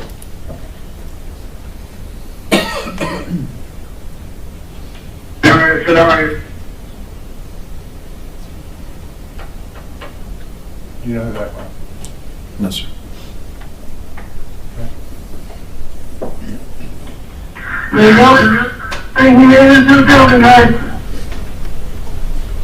That was me. That's you? Yes, sir. And when did you make the statement, I think he made it into the building, guy? As I was running up the breezeway. Okay. And we hear that on your body cam, is that correct? Yes, sir. Thank you. The next one? Contact the school police.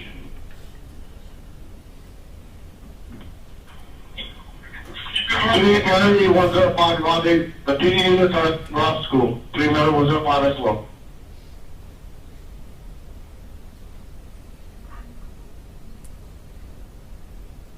Do you know who that was? No, sir. Okay. Next one? You clear on the topic? Guys, somebody stay back over there. The other perimeter on the other side. Somebody stay over there. There, come on, go back over there. Somebody can give me a cell phone over here on the. Knock it off, knock it off. So at that point, I believe it's going to be me and Adrian communicating relatively at the same time. About setting up a perimeter? Well, yes, sir. Asking officers or advising officers. I believe it's also on my body cam where officers are approaching and we're explaining to them that this is where shots are either coming from or where the individual's at, the suspect. Okay, thank you. For the third one, I'm gonna go to that north pole. Yeah, switch over to PD car. Switch over to PD car.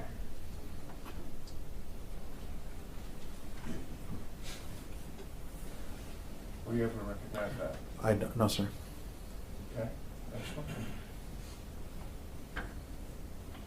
I'll take you, give me some cover unit over here. Back perimeter by Jim. That was Adrian Gonzales, I believe. Right there, unit, right there. I need somebody to come into the parking lot, 304. I believe that was Adrian Gonzales. And is that why you're saying give me some cover over here? Yes, sir. I believe he was trying to. Again, Well, you're just asking. what he said, what you took from what he said. Well, from what he's saying right there on the radio transmission, he's asking 304, which I believe is going to be Mariano Vargas. He's directing him where to go. Regarding cover for him? I don't. Oh, let's play it again and see if Sure. that helps. I'll take you, give me some cover unit over here. Stop. So he's requesting a cover unit, yes, sir.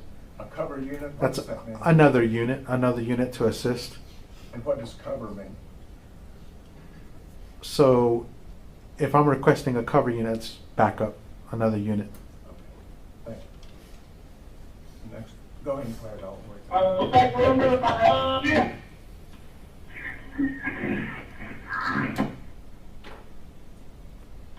Right there, unit, right there. I need somebody to come into the parking lot, 304.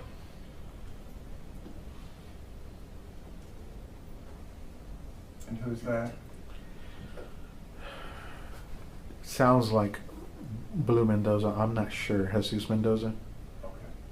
Thank you. Next.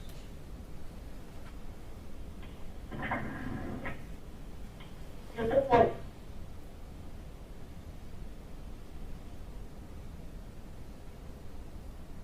You recognize that? When, on the statement where Adrian Gonzales is asking 304 for cover, Mm-hmm.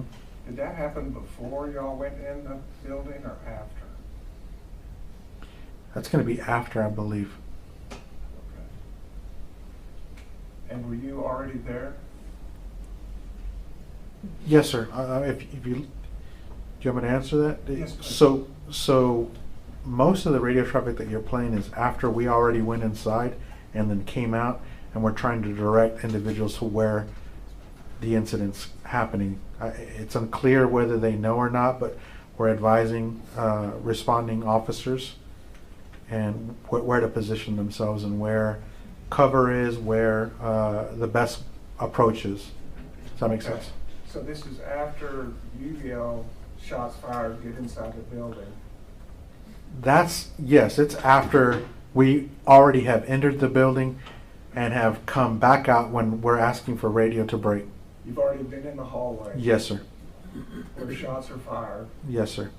and there's shots that have gone through walls, Yes, sir. and you know it's classrooms Yes, sir. during a school day Yes, sir.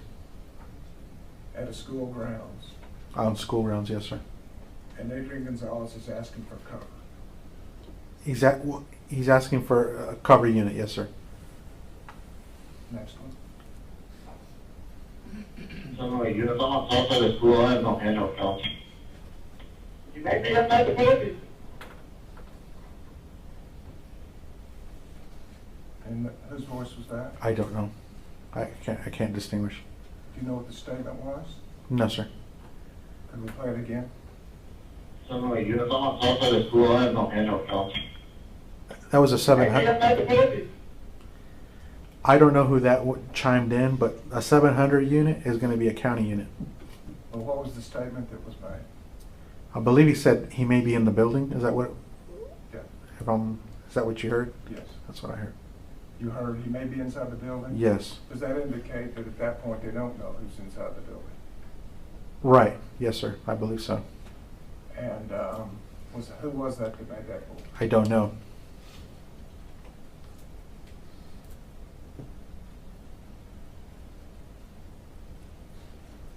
And the next one.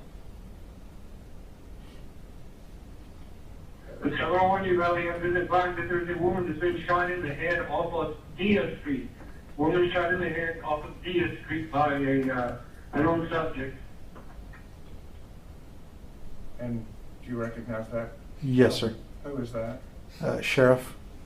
And I believe on your body cam, you showed us where you were when you heard that call come in from the sheriff.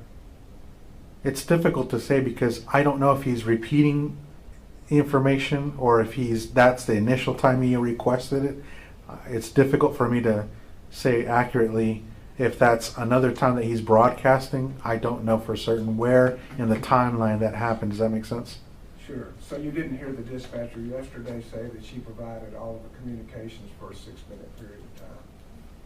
Are you asking me if I heard dispatch say that? No. I haven't. Okay.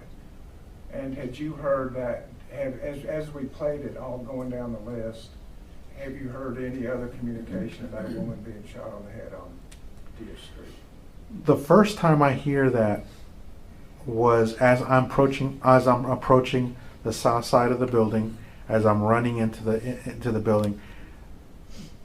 But I don't necessarily know if that's the last time someone relays that information or says it on the radio. Does that make sense? Yes. Okay. And this morning, as you've listened to us go down this list, have you heard that communication any other time other than this time? I don't believe so. Next one. Field time.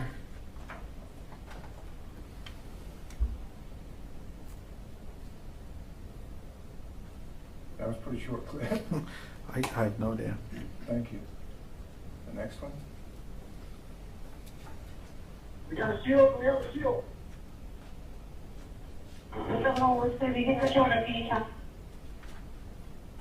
Okay. The buildings are saying that he's possibly in the building on the 701 speeding unit got a report of a woman shot in the head laying on Diaz Street. The one female shot in the head.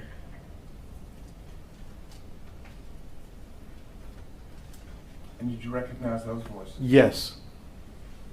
And who was it that said he's possibly in the building? So I'm a little lost in the flow of things, but if you're asking me right then and there, that I can remember going over reviewing my camera, my body camera. That's whenever the sheriff is saying that there was a woman shot on Diaz Street. And is that when you said he's possibly in the building? Yes. Okay. Does that give us kind of context? Yes. Okay. And the next one? It's just hard for I'm me. sorry, stop. Yeah, go ahead. No, I'm I just didn't want two things. no, sir. So it's hard for me to distinguish what other people are transmitting or what they're saying. I know you're asking me to identify. It's just I'm trying to answer the question as far as where did it happen, when did it happen. It's just, and it's hard for me because I didn't make any of those transmissions. For the ones that I'm pointing out to you, I can explain who. It's just difficult for me. You're asking me if we had already made That's fair, and I'm really asking you to identify the voices that you can identify. Okay. Right? That's the purpose of Yes, sir. playing these for you. Thank you. Next one. Shot fired inside the building, man! Which building?